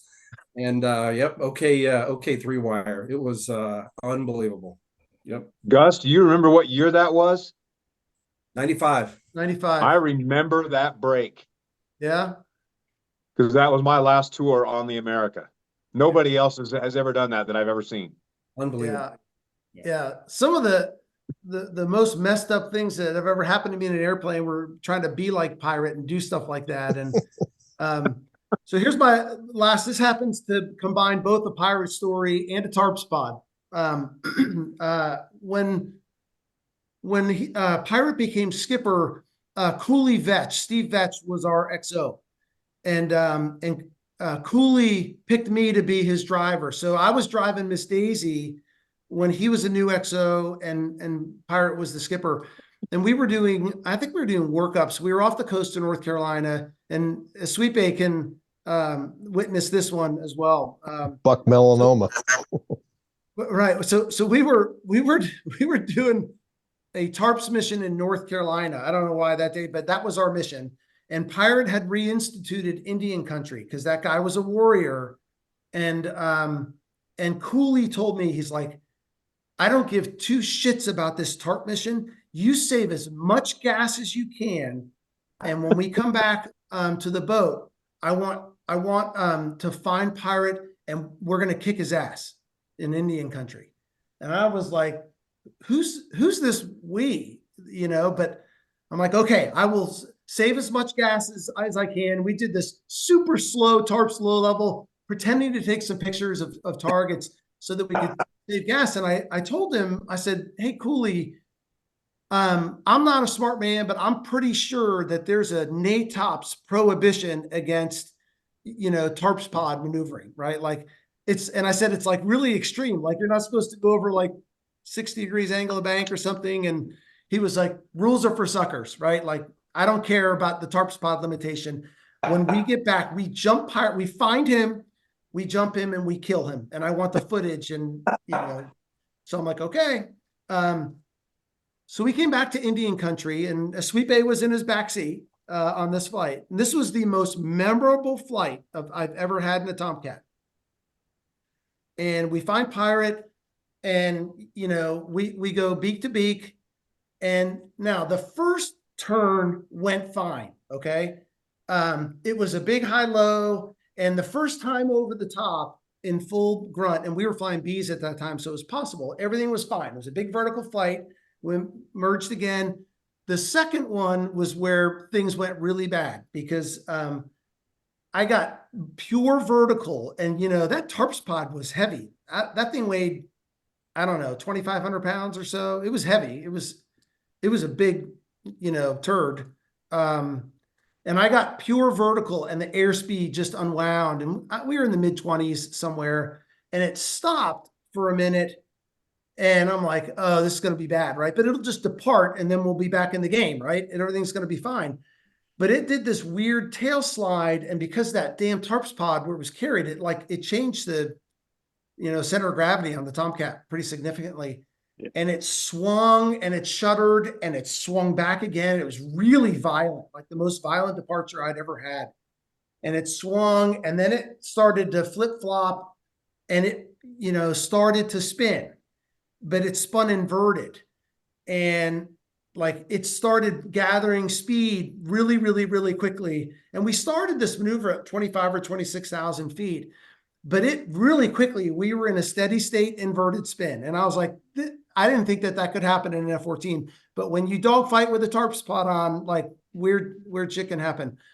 And, and so I was doing the invert. I had to you got to jog your memory. Inverted spin, that doesn't just roll off your tongue, but it was like full aft, neutral lateral, opposite rudder, so, Grumman didn't think about like the position that you're going to be in when you're trying to do that, when you're spinning inverted, pinned against the canopy, and your leg is out as far as it can go to get the rudder. But it was a really fast, violent spin, and Cooley is, just very calmly, reading off altitude. It's all he was doing. And all I could think about on the way down was, well, I thought a couple things. One, like, this is just like the movie, right? Like, this is exactly how it happens. And I was thinking, like, my wings are gone, right? This is going to be my last flight in an F-14 if this thing doesn't recover. And then Pirate's going to lose his command, and then Cooley's going to get relieved, and there's not going to be anybody left running the squadron when this thing crashes. But we spun like a lead safe all the way down. And, I think it was at 10,000 feet, you're still uncontrolled because of the altimeter lag. Like that's like, your last ditch. And we were still in a very, very much in an inverted spin at 11,000 feet. And I remember telling Cooley, I got it. And at about 8,000 feet, we got into some rougher air, and the plane bucked a little bit, and we bottomed out at 6,000 feet. After sucking up a lot of sea cushion, and, there was just that moment about like, all right, everything's okay. Like, we're good. And Pirate just comes on the radio, and, he said, you guys okay? And, Cooley's like, yeah, we're good. We flew back to the ship together and landed. But I thought, that would, if there was ever a time for a skipper to sit down with a JO and have a conversation, like that was it. never did it. He was like, we train like we fight, fight like we train. And, NATOP's lessons are written in blood. And there was one in there about not dogfighting with the tarp spot on, but, yeah. So Pyre was good that so way. he didn't gun you right after you recovered? He might have. Trigger down, You snap. saw the whole thing, right? He didn't gun you in the. He didn't gun you in the spin. Say my name, bitch. Just say it. Every turn you should have been going trigger down, snap, trigger down, snap. You had plenty of opportunity. True. Well, at least after that, you only had to land on a ship. There you go. Yeah, how'd the landing go? I don't remember anything else after that. It's like no adrenaline left in your body. Oh yeah, I can land on a ship. Hey,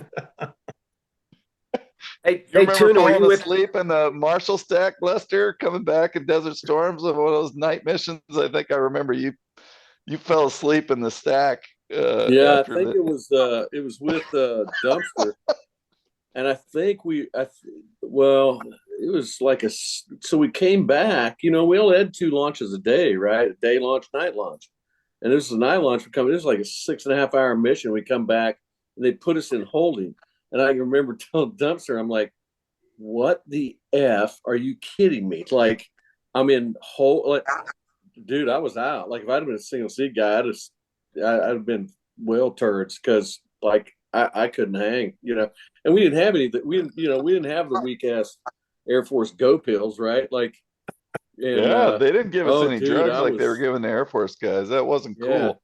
Yeah. I'd like hookers and blow too, but we didn't get that, right? So No, we didn't get flight gloves. Are you kidding me? I had holes in my boots.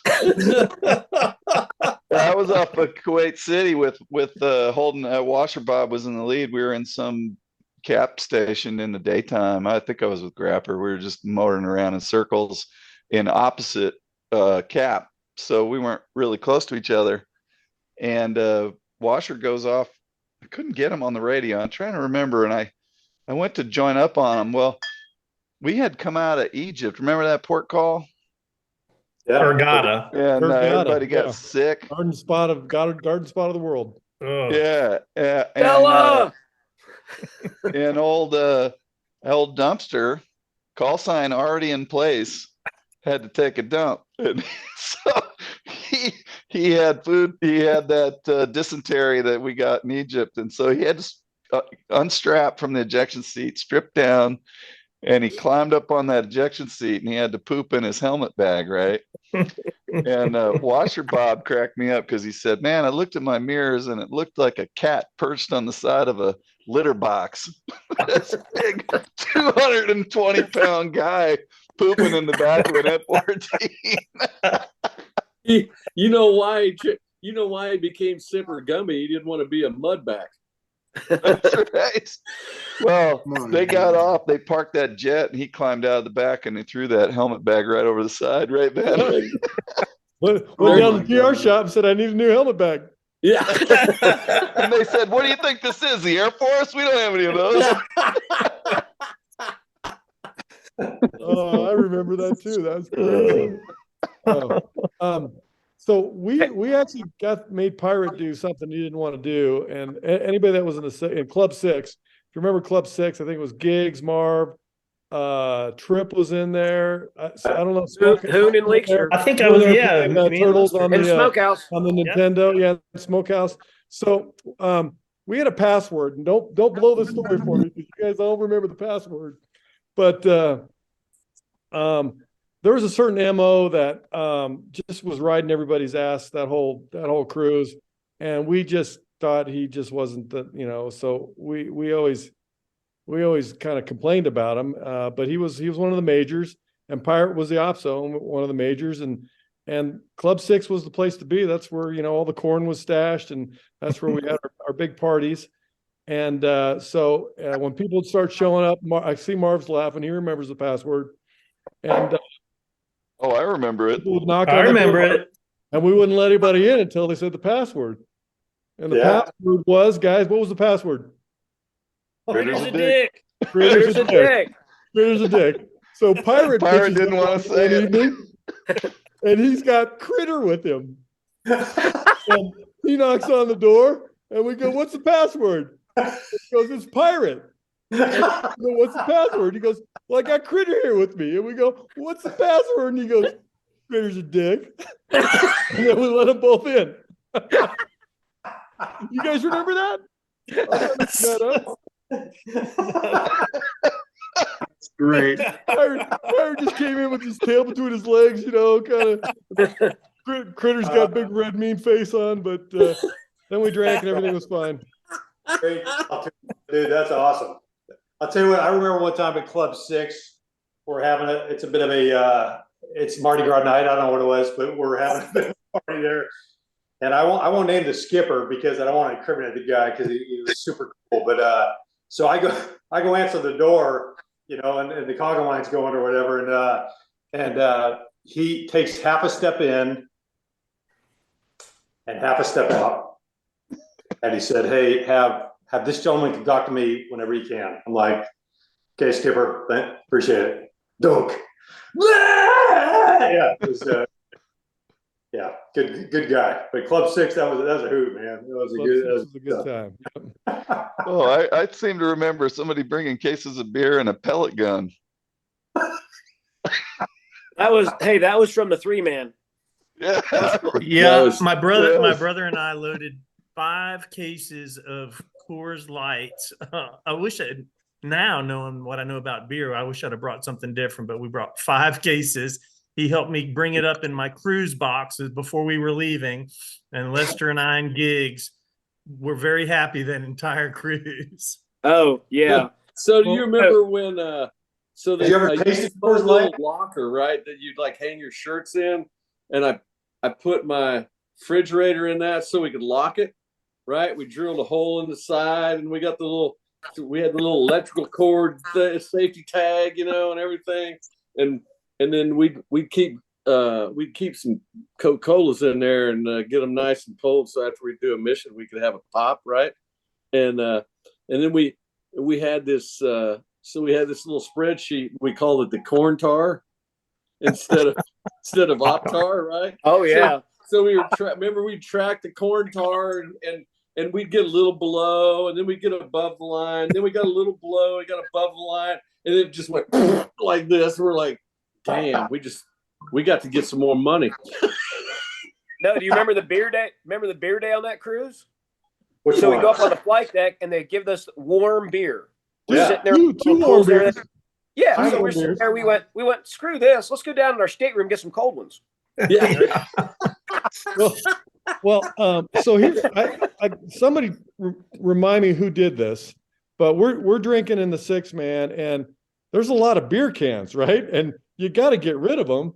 So we put them all in a trash bag. We put on our smoking jackets. Yeah, so we got all these beer cans, and I don't know who got volunteered, but you had to throw them over the side of the ship, right?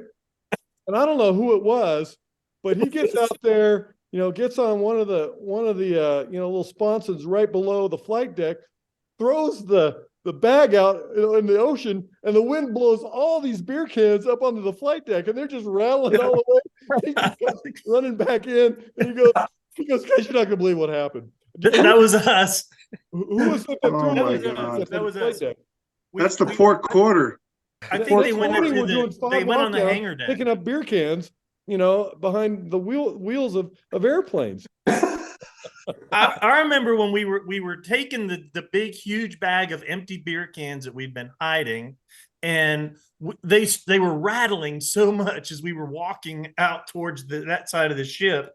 And when we threw them over, I think the wind blew them down into the hangar bay, and they completely emptied out, and we just hauled ass back to the stateroom in our bathrobes, which we called our smoking jackets. Smoking jackets, that's right. That's right, with our C clamps, because we were getting ready to have a Hollywood shower. Yes, exactly. So one of the funniest stories I remember is we kind of went bingo on spirits, if you will. At that time we were in the 8-man, so it wasn't Club 6. It was, it was Club 4+4, right? So, So Giggs goes to the beach, and I think it was close to Sigonella, and it was Slim and him go to the beach. So Giggs brings a Navy duffel bag. So Wheels, not Gig, Wheels. I don't know how much whiskey Wheels brought back to the ship, but it was impressive how much he had. He comes back, he's like pulling whiskey out. Like, I was like, oh my God. He's like, oh yeah, we trapped. I thought we had 2 bottles underneath the it was all over. It was impressive. And then yes, we would Slim drink, and I went to Sigonella, and that's when he went to Sig, right? yeah. Dude, We you were went the there with man. Ram. You were the freaking man. And I you gave one brought of all those that bottles shit to back. waiter. Well, Leekster's not on here, but I'll tell a quick story for him. When he was in the 6-man, they didn't just bring beer, they brewed beer in there. They had a couple of the lockers. He can tell the story when he comes back. They would get this burlap sack or some shit, and they would time them all. Like, came like a, now they have these brewing kits, right? But it had some yeast and it had some water. So they would have all their lockers had burlap sacks in different stages of brewing. And then you had like an unlimited supply, which was brilliant. Yeah, it was cool. And what's funny was we had this thing hanging in the locker.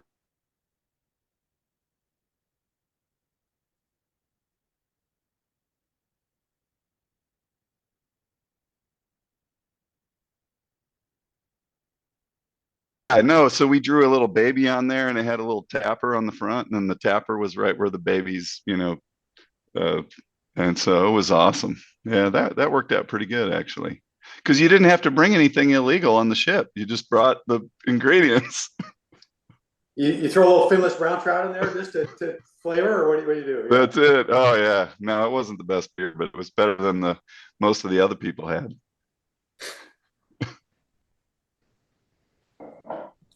Good stuff. So Rob, Todd, you got any thing you want to throw out there after all this? Rob was working on the catapult up there, and he was crawling under the jet and hooking up the airplanes to the catapult. So he saw a lot of stuff on board America. I'll tell you what, guys, this experience of listening to all of you guys say your stories and what you guys went through, and just the biggest thing that sticks out to me is, yeah, you guys want to talk about the jet, but you all guys talk about what it was like being with all of your brothers. And that really sticks out to me, because it's the exact same thing with me. As I was telling before we started the show, being in your guys' company was like being in the company of gods. That's how it felt to me. And because of guys like Leekster, who got me on this podcast in the very first place because of our interaction, I always looked up to you guys like you were Superman without capes. And we ruined that. That has not changed at all this evening. I've got to meet Smoke, and I can actually call you guys friends now. Smokehouse, Leekster, I've met him up after 29, 30 years of not seeing him. And it's hard to believe that I was 1 foot below your guys' feet as you guys were going to full power underneath the jet, as you guys went into full power and holding on to that aircraft. But I took my job extremely serious. I wanted to do the best job that I could, and each time I tried to get better and better every time. But it was you guys that made that Tomcat what it was. I mean, it was a great aircraft, but it was you guys that brought that character to the jet itself. And, just listening to all your stories and hearing, some of the things that you did just basically emboldens the fact that I already knew all these things of how the air crews were and what it was like being in a squadron.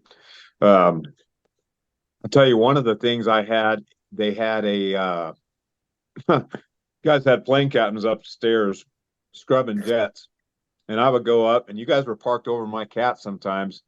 And we did maintenance on those catapults nonstop, sometimes 24 hours a day. And I got a break one day. One of your PCs and several other guys were up there scrubbing one of your jets. And I went up to him and I said, "Hey," I said, "you need any help washing your jet?" And he looked at me and he's like, "Where the hell do you work at?" He goes, "What do you do in the squadron?" I said, "Oh, I'm not in your squadron. I'm in the catapults." And he goes, You want to help scrub my jet?" I said, "Yeah, I'd be honored to help clean that Tomcat if you got a spot for me." He literally gave me one of those brushes, that you get up and up on top of the jet, scrubbing that jet down. And I was up there for probably an hour or two, and I get off the jet and he goes, "I have a hard enough time getting people that work in this squadron to want to do this." He said, "I can't believe you came up and volunteered." And I said, "The biggest thing is watching your jet come up to the catapult and it's clean, and it's gleaming, and it's shining in the sun, and the catapult steam hits that jet. It's almost spiritual as you guys bow down and get ready to walk into the NGL." And just want to tell every single one of you guys, was my honor to be able to launch you guys and watch you guys take off. I would salute every time you guys went off the cats. And that wasn't necessarily even, it was obviously a thing of respect, but it was also, thank you for giving me the life that you've given. And I get to help you live your dream. You get to help me live mine, sort of thing. So it was absolutely phenomenal. And I lost Rob does a lot of work out there. He tell him about how you restore airplanes now. Well, there was a jet in Kansas that still to this day I don't exactly know how it ended up in Kansas, but it is in the middle of freaking nowhere. And I saw it in 2008, I think, the first time. It's a 160925. It's a Black Lion. Don't throw up when I mentioned the Squadron jet. Hey, Rob, is it in Liberal, Kansas? No, there's one in Liberal, Kansas too, man. That's a VF-41 jet. Okay. But this one's in Kansas. This one's in Waukene. It's literally in the middle of nowhere. It is sitting in a hayfield. And I was driving across the state one day. I was coming back from a job in Texas, and I slammed on my brakes and almost missed the exit when I saw those twin tails. And I went over there and I was like, "What in the hell is a Tomcat doing in the middle of Kansas?" Well, make a long story short, I started studying and doing some research on it and finding out where it was and what it was. And then 2017, it took a hailstorm, and it literally, you guys, it's got baseball size hail holes in the airframe. So this was right before COVID started, and I couldn't get any response out of the Pensacola Air Museum, who owns the aircraft, and I couldn't get shit. I was sending emails to him once a day. Well, that didn't work. Turned into 10 times a day. And then finally I got an answer from them. Well, I've taken upon myself to restore that jet. And I got to work on it probably 5 or 6 times this summer. It's going to be quite a while to get the skin fixed, but I got a bunch of AMSs, AMHs that worked on Tomcats. So that's kind of more the part that I'm dipping into for knowledge, because I don't have that knowledge.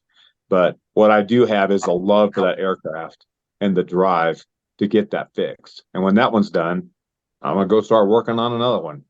And that's all in honor of guys like you. Well, dude, that airplane, is like, it's like a freaking spaceship, right? Like, it's just a cock-looking airplane. Even now, probably the other cock-looking airplane right now is an F-22. You just look at that airplane, and that's a badass looking airplane. That's the way the Tomcat was when it came around. The Tomcat does. Yeah, I'm telling you, it's a good looking airplane. I literally got up on right in front of the air wing, or right in front of the fairing, right there on top of the intakes.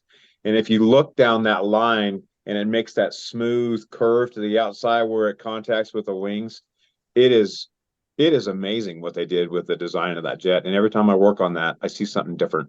But I just wish I could hear that cat scream one more time, because when I was working on flight deck, I never ever imagined that I would never be able to hear that again.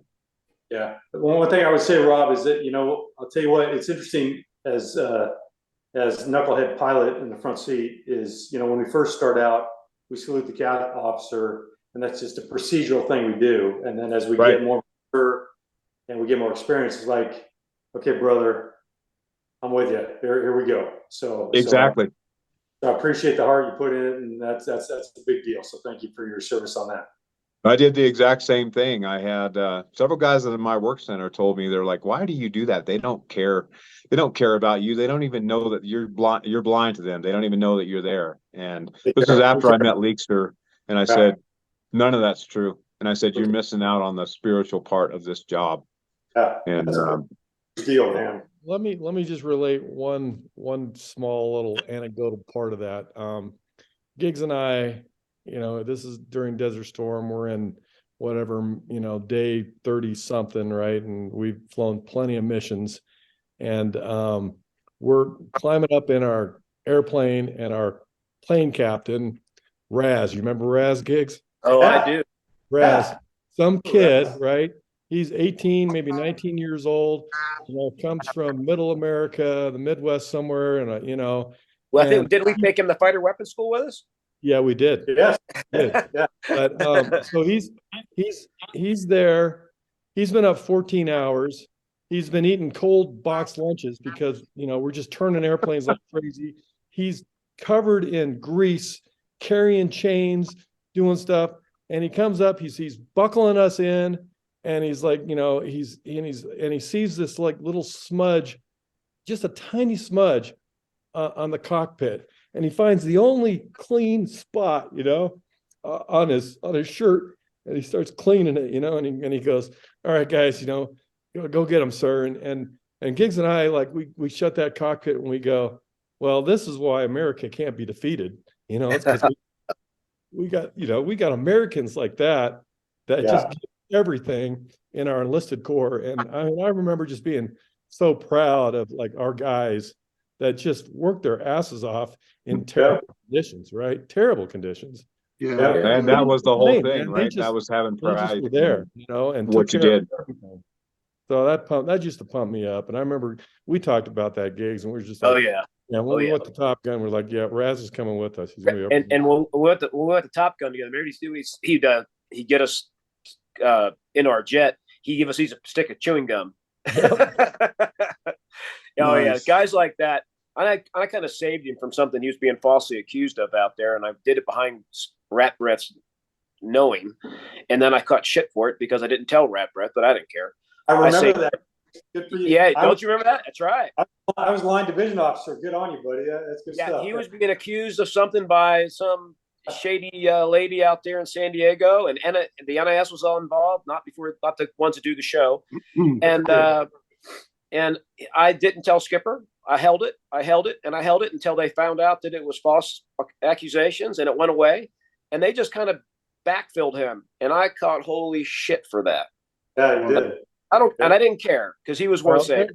And the thing was, there was thousands of Razes, right? There were that kept the Navy alive, and I agree. It's just awesome to have them at every wearing every color shirt you can think of. Yeah. Guys, I wasn't a Diamondback, but I was in the Rippers and started out as a second mech and then a plane captain and moved on to airframes. But same sentiment as Rob. I mean, when I was taking my plane captain test and doing all that, it just felt magical. I don't think I've ever felt anything quite like that. And I've done a lot of things in my life that were pretty exhilarating, but just so proud of passing my plane captain test and having my own second mech and doing all that. And it was just fantastic experiences. And I used to do the same thing. I'd get everybody buckled in and made sure everything was just perfect. And I always felt really super good about that, and basically wanted to stay a plane captain. But as I moved up into airframes and corrosion control and all that, and learned how to paint and everything like that. And my background is my dad was one of the senior flight test engineers for Grumman on Tomcat 1 and had a lot of history at Grumman. And my dad grew up riding motorcycles and building jets. And I don't think, probably at the time I shot myself short, but didn't feel I was smart enough to go to college. But went in there, went to Memphis, went to AMS school, and decided to become a plane captain. And I tell you, launching jets off a flight deck and just at Oceana and everything was just some of the highlight of my life, man. And I was a kid, so There really. was nothing like it, right, Ray? Did you Hey, did you have your name on a nose gear door? Yeah. Was that freaking cool or what?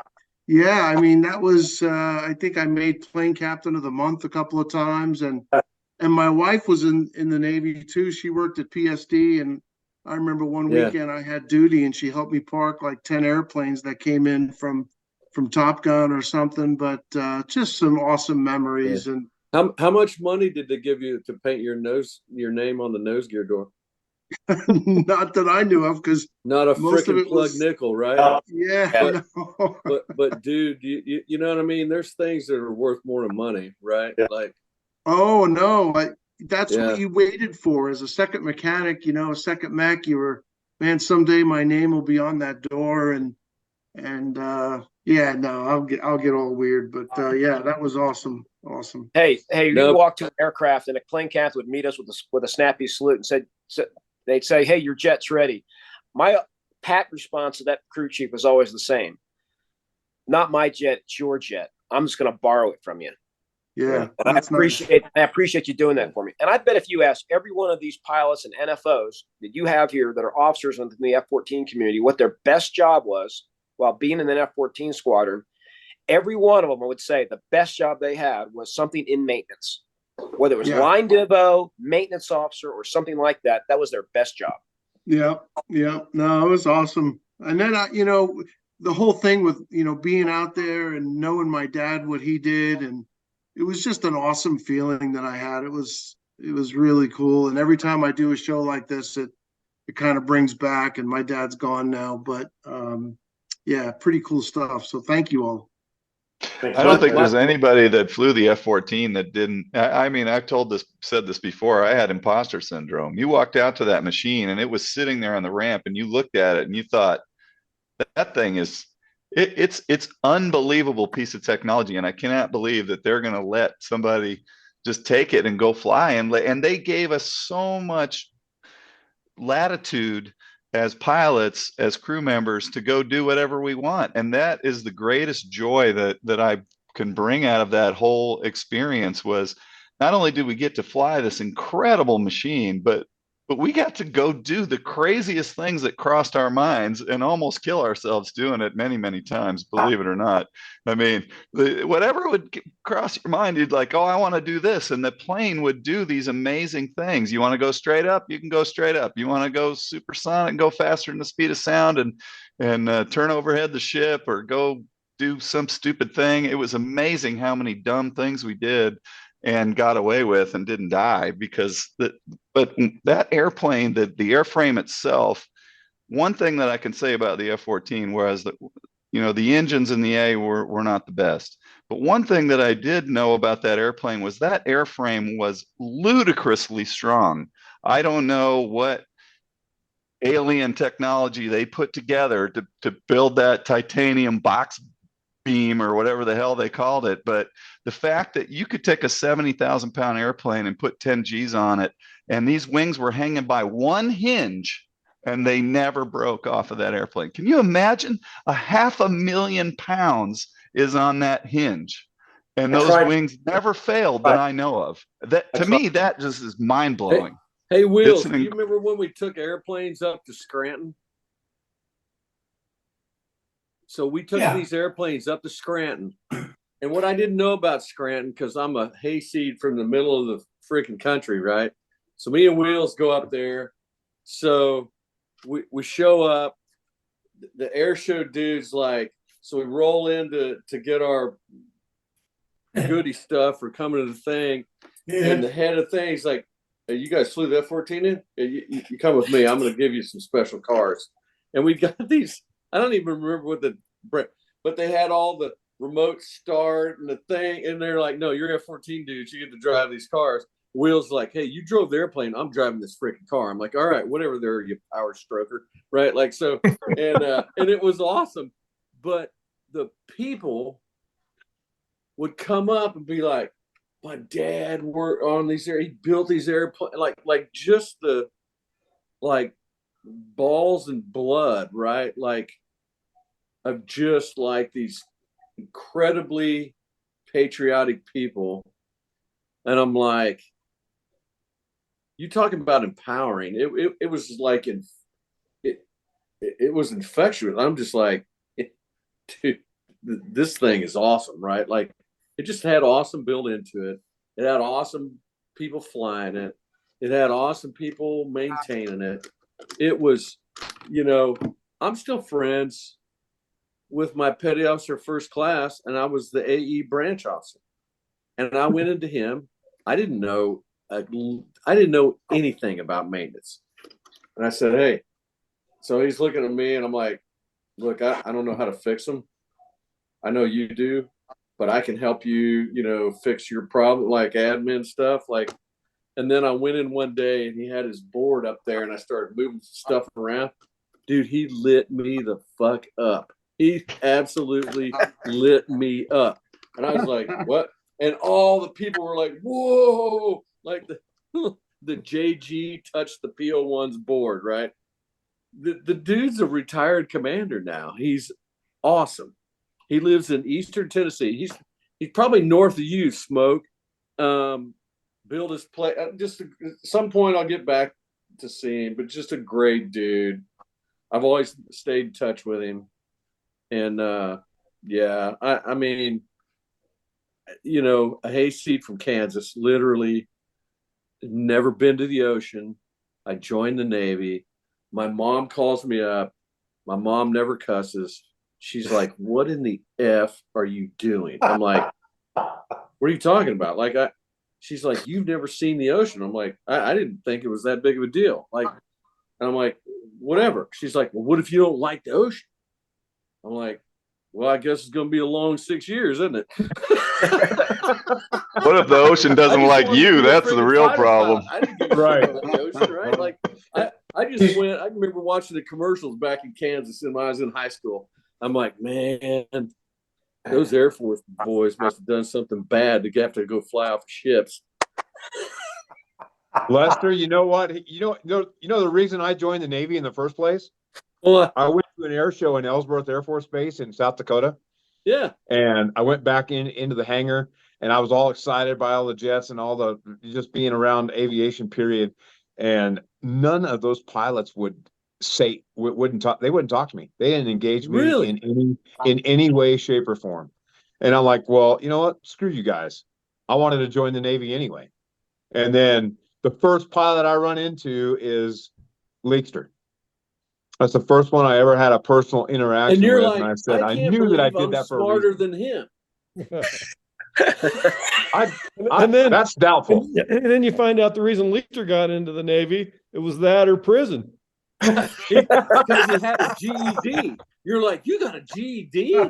Yeah. Yeah. Hey, nothing gives me Grumman appreciation. I couldn't even spell GED. That's why they wouldn't give me one. NavCAD, twice the pilot, half the price, right? You know what those patches say.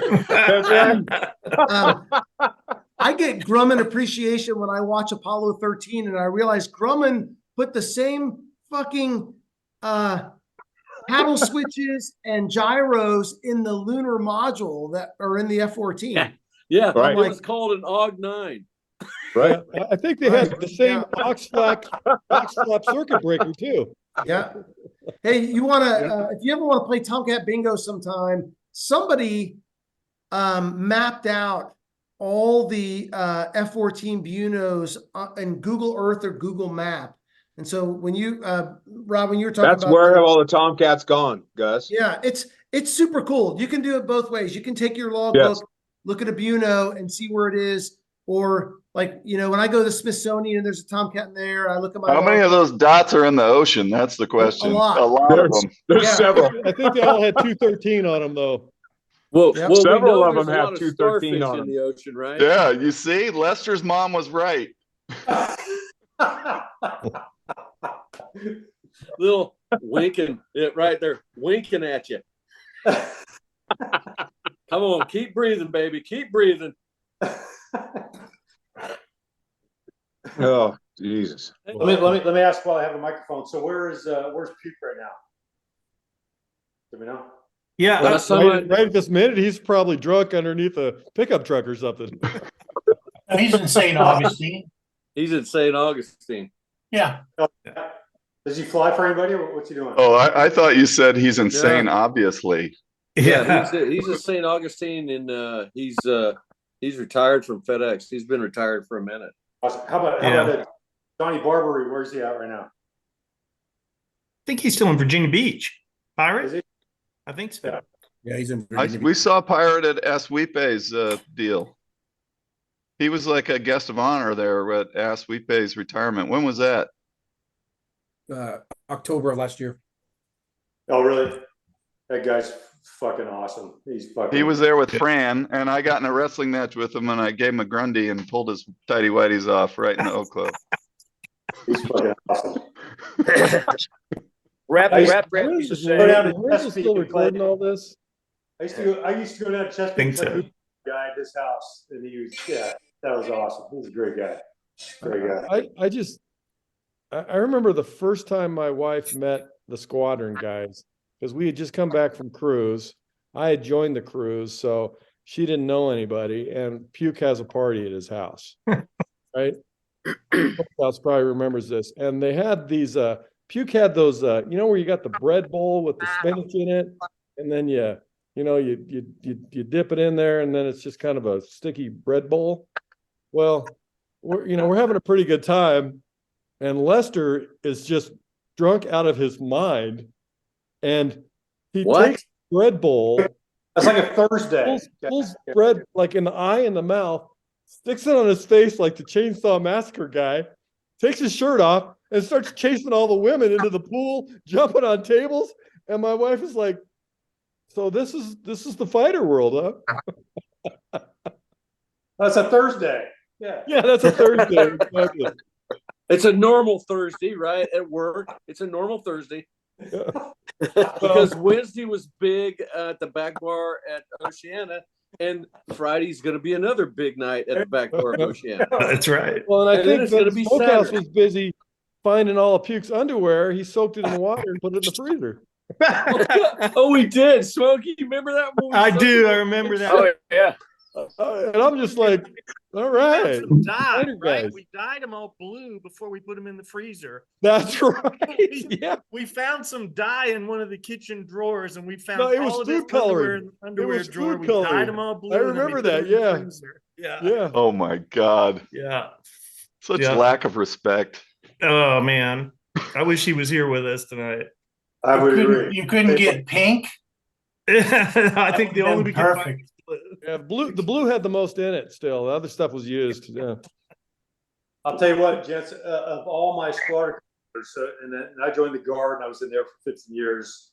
Well, Puke McLean was just the pinnacle of leadership and being a warrior and stand up for his boys and kicking you in the nuts when you needed it, and then just all those things. He was the right mix of all those things. For a really cool moment to be part of that. So cheers to that. 100%. I had him for my first mission off the carrier. The weather was shitty, and it was like the first real mission, and then they put me on the flight schedule on Puke's wing, and I was scared shitless. I was like, I didn't want to give a bad impression, and it was kind of a late afternoon pinky kind of thing where we had to go fly around in the daytime and then land right after sunset. And the weather was just milk bowl and just nasty, rainy crap everywhere. And we blasted off the boat, and I just wanted to be in position and not lose sight. And I remember flying around the whole mission, just trying to be in perfect formation, position and combat spread. And I don't even know what the mission was, to be honest with you, but I didn't want to mess it up. And then, flew around for a couple hours, came back and got a trap, and came down to the ready room. And I'm like standing there waiting for this debrief, Puke's just wandering around, drinking coffee, making jokes. And then he didn't even debrief me. Finally, he comes up, he goes, "Hey, that was pretty shit hot. Nice job." and walked away. That was it. And I was like, oh, okay, well, I guess that's the debrief we do here in F-14. So Puke was an F8 guy, so he loved his pilots because he came from the single seat world. Yeah. But honestly, he would rather have 200 pounds of gas than a Rio back there. And so, But he like did, the only guy that he would like fly good with Rios. was either Robo or Tootsie because those guys were good, right? Yeah. And so when I came on my Nugget tour when he was a CO, it had been one of you guys said it had been like 11 months since somebody had joined the Diamondbacks, and I joined them on cruise, right? And I'd never, my first trap was backwards in a cod, right? Because I'd never even been to the carrier in the rag, because Wow. rag's all about making sure pilots can land on a carrier. Rio, if you can turn the thing on and make sure the nav works and get the INS going, you're done with the rag. All right, go to the fleet, and that's what you learn. And so, yeah, and I mean, I was just scared to death that I was going to end up with Puke, and the one day that I find myself on the schedule with him, Robo comes and finds me and just, all right, here's what you're going to do. Don't do this and do that, and don't say this. Make sure you do that. And so I just try to do the very best I could to just like not do anything to disrupt his flow in there. Yeah. And the same thing happened, Leakster. We got back. He didn't say a word to me. Because I don't think he even knew I was there once the system got turned on. That means you did well. We used to fly, Tuna and I used to bring my cameras with me. I had multiple cameras. We had a video camera. I had this fisheye lens. We did all this. Tuna and I were big into shooting all this video and taking pictures of everybody. And I was all about it. And then Tuna and I went flying, and we were using like headphones with a cable as a microphone, like to work backwards through the headset. We kind of, redneck engineered this thing and had it working. And we went flying, and we were doing a bunch of zero-G stuff, and we were floating stuff around in the cockpit. I was doing parabolic arcs and just seeing how long we could float shit, pretending we were making Apollo 13 or whatever. And I lost a camera. I don't know, it floated out of my pocket or whatever, but it was wasn't gone. It the lens? Wasn't the lens covered? It might have been. I don't remember. Yeah, we lost something. And I had to fess up because we couldn't find it. We were looking everywhere in the cockpit. And we went under the seats, and then we told maintenance. Well, they ended up down in the fucking airplane for FOD or whatever. And then Tootsie was the MO, and he just chewed our asses. He was so pissed, and he's like, no more. And then the skipper, rat breath, lost his shit, and then the whole thing turned into a big deal. And it was like, nobody flies with cameras and nobody takes anything up. And we were like, God dang it.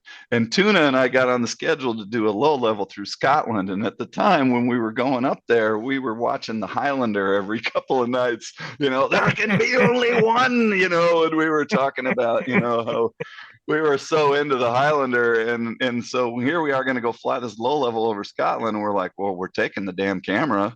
And Tuna's like, duh. Castle. Yeah. So. You bet your ass. We're going to go find Highlander's Castle. We got to get this. So we took the video camera, and we had everything with us, and we flew the whole thing.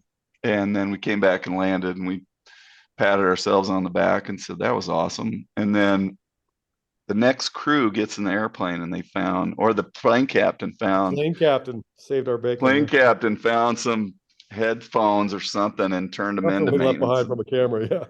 Yeah. And oh my God, Tootsie showed up down at the Club 6 there and just ripped us apart. You guys you have no integrity, Gave us like the Naval Academy speech of how lowly worms we were.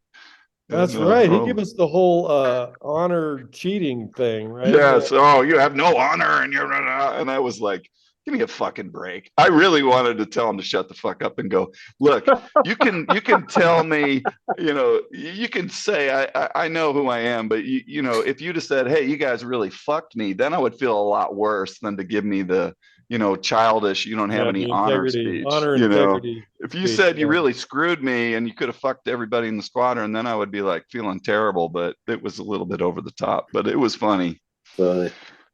So I got a Remember tuna that? story. So tuna shows up, never been to the ship, right? So he gets a ride with Lester, and it was dark as a bag full of a-holes, right? Like, I mean, it was dark. So we get in the airplane. I get him up there. He gets in the airplane, and he's like, Lester, it's really freaking dark up here. I'm like, I know it's really dark up here. Man, it's really dark up here. And it just goes on and on. Down the cat we go. Zoop. And it gets, he's like, holy shit, do you see how dark it is? And I'm like, shut the fuck up. I know how fucking dark it is.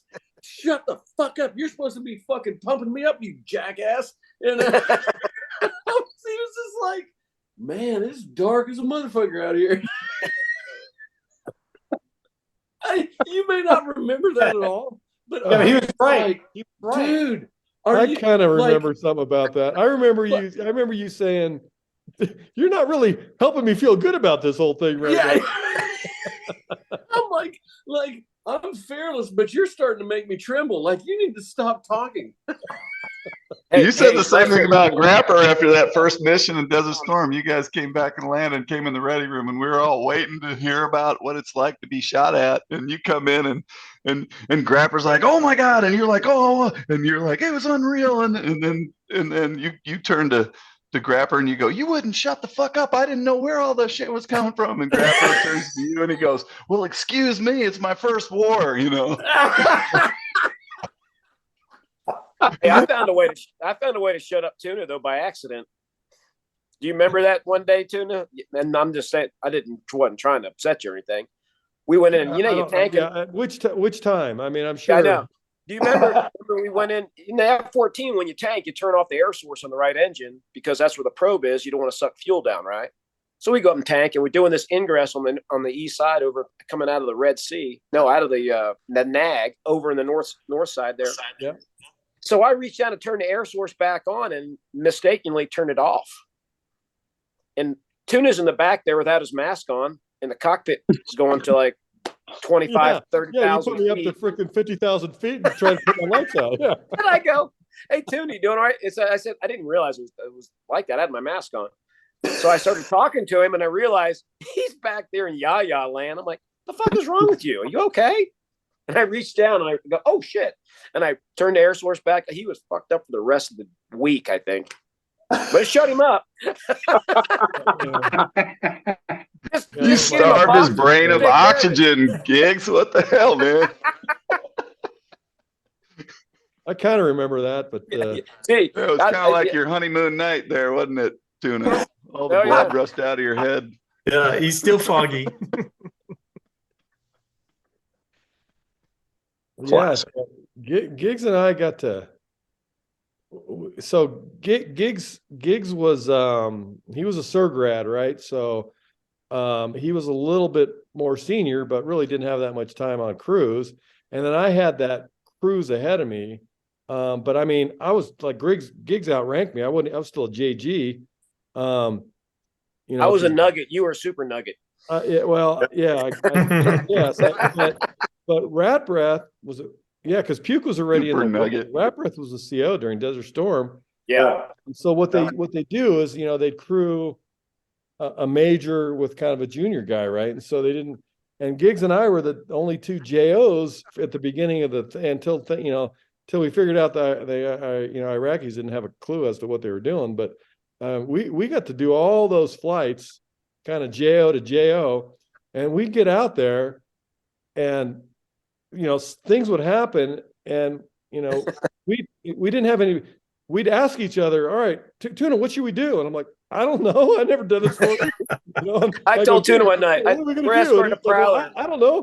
I mean, we had to make everything up because we didn't have a guy that had two cruises under their belt, in one of the seats of the other that could talk us through it. And we just figured out stuff all the time. And we're, and I just remember we do that. They put us on that one chainsaw thing. Do you remember when they wanted, there was two carriers that were like doing this exercise, and our tag wanted to reach out and touch the other carrier when we were halfway across the the Atlantic Ocean. You remember that? Yep. We flew back. I remember We had that. hit like 4 tankers, right? Mhm. And they were all, and we were like 1,000 miles or more. This is why I scared the shit out of you, because I told you, I said, you know, we're dead, right? And you're like, what are you talking about? The shit out of me. I just think. No, I said, you were no, like, we're dead right now. we're both like, we're in the middle of the ocean. That's right. We don't know where the freaking America is. Yeah. And we got we still have 2 more hours to try to get back. And then if we ejected, no one would find us. We're dead. Yeah, no, yeah, we were just like, we were out there. So we just spent 2 hours, with the pulse radar looking for big blops out there. And then I'd say, there's one, and you'd kind of drive to it. You go, nope, that's a tanker. Okay. And we just drove all the way home, just trying to find something big enough to land on. And I say by pure blind luck, dumb luck. We had no comms. The INS drifted freaking 40 miles a minute. And, and all of a sudden he's like, yeah, that's it. Okay, let's go do the mark stack. Yeah, then he decided to turn the tachyon on the wrong channel. Yeah. Classic. Yeah, I just remember we were lost for like 6 hours. No, I remember the night strike, we escorted some prowlers. And I had told you, when he says Magnum, look away. Oh, yeah. I called Magnum, and dude goes, I'm fucking blind. I said, I told you, look away. I couldn't help it. Yeah. It was pretty cool until I couldn't see anymore. Yeah.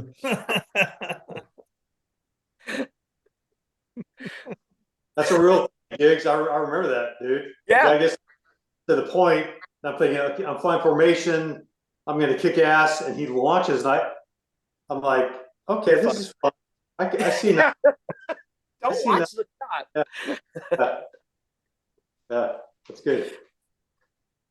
Well, I'm glad you didn't look, Gigs, because that would have been a real problem. No, I was trying to. Yeah, I wasn't watching. I was corner my eye. I had my visor down, anyways.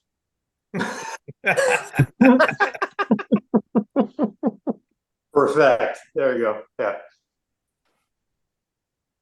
Gentlemen, that was an absolutely incredible show. That was some incredible Diamondback history, and that little history is what fuels the afterburner section of F-14 Calverton, all things Grumman each day, which continues to keep this legacy alive, to use it as the tool of leadership moving forward into the future.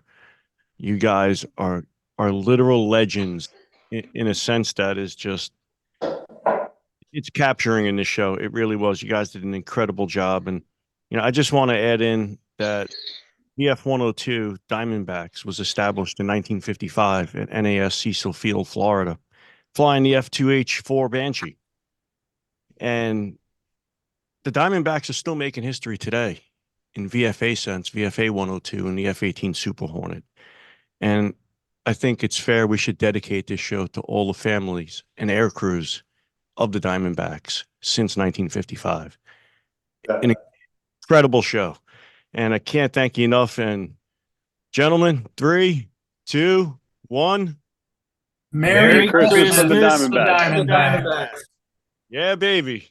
You guys can follow us on Instagram at F14 Tomcat. We're also on Facebook at the F14 Tomcat Radio Show. Check out our Discord, F14 Tomcat. We're also on YouTube, F14 Calverton, all things Grumman. And thank you to our producer, Nix, honestly, because you're going to have your hands full with this one, brother. You can find the shows on Apple Podcasts, Spotify, or wherever you listen to the shows. And again, I can't thank you guys enough. The first ever Diamondback Christmas show in naval aviation. And it's an absolute honor, gentlemen. Wow. Thanks, Lorenzo, for putting it together, man. Awesome. Yeah, thank you.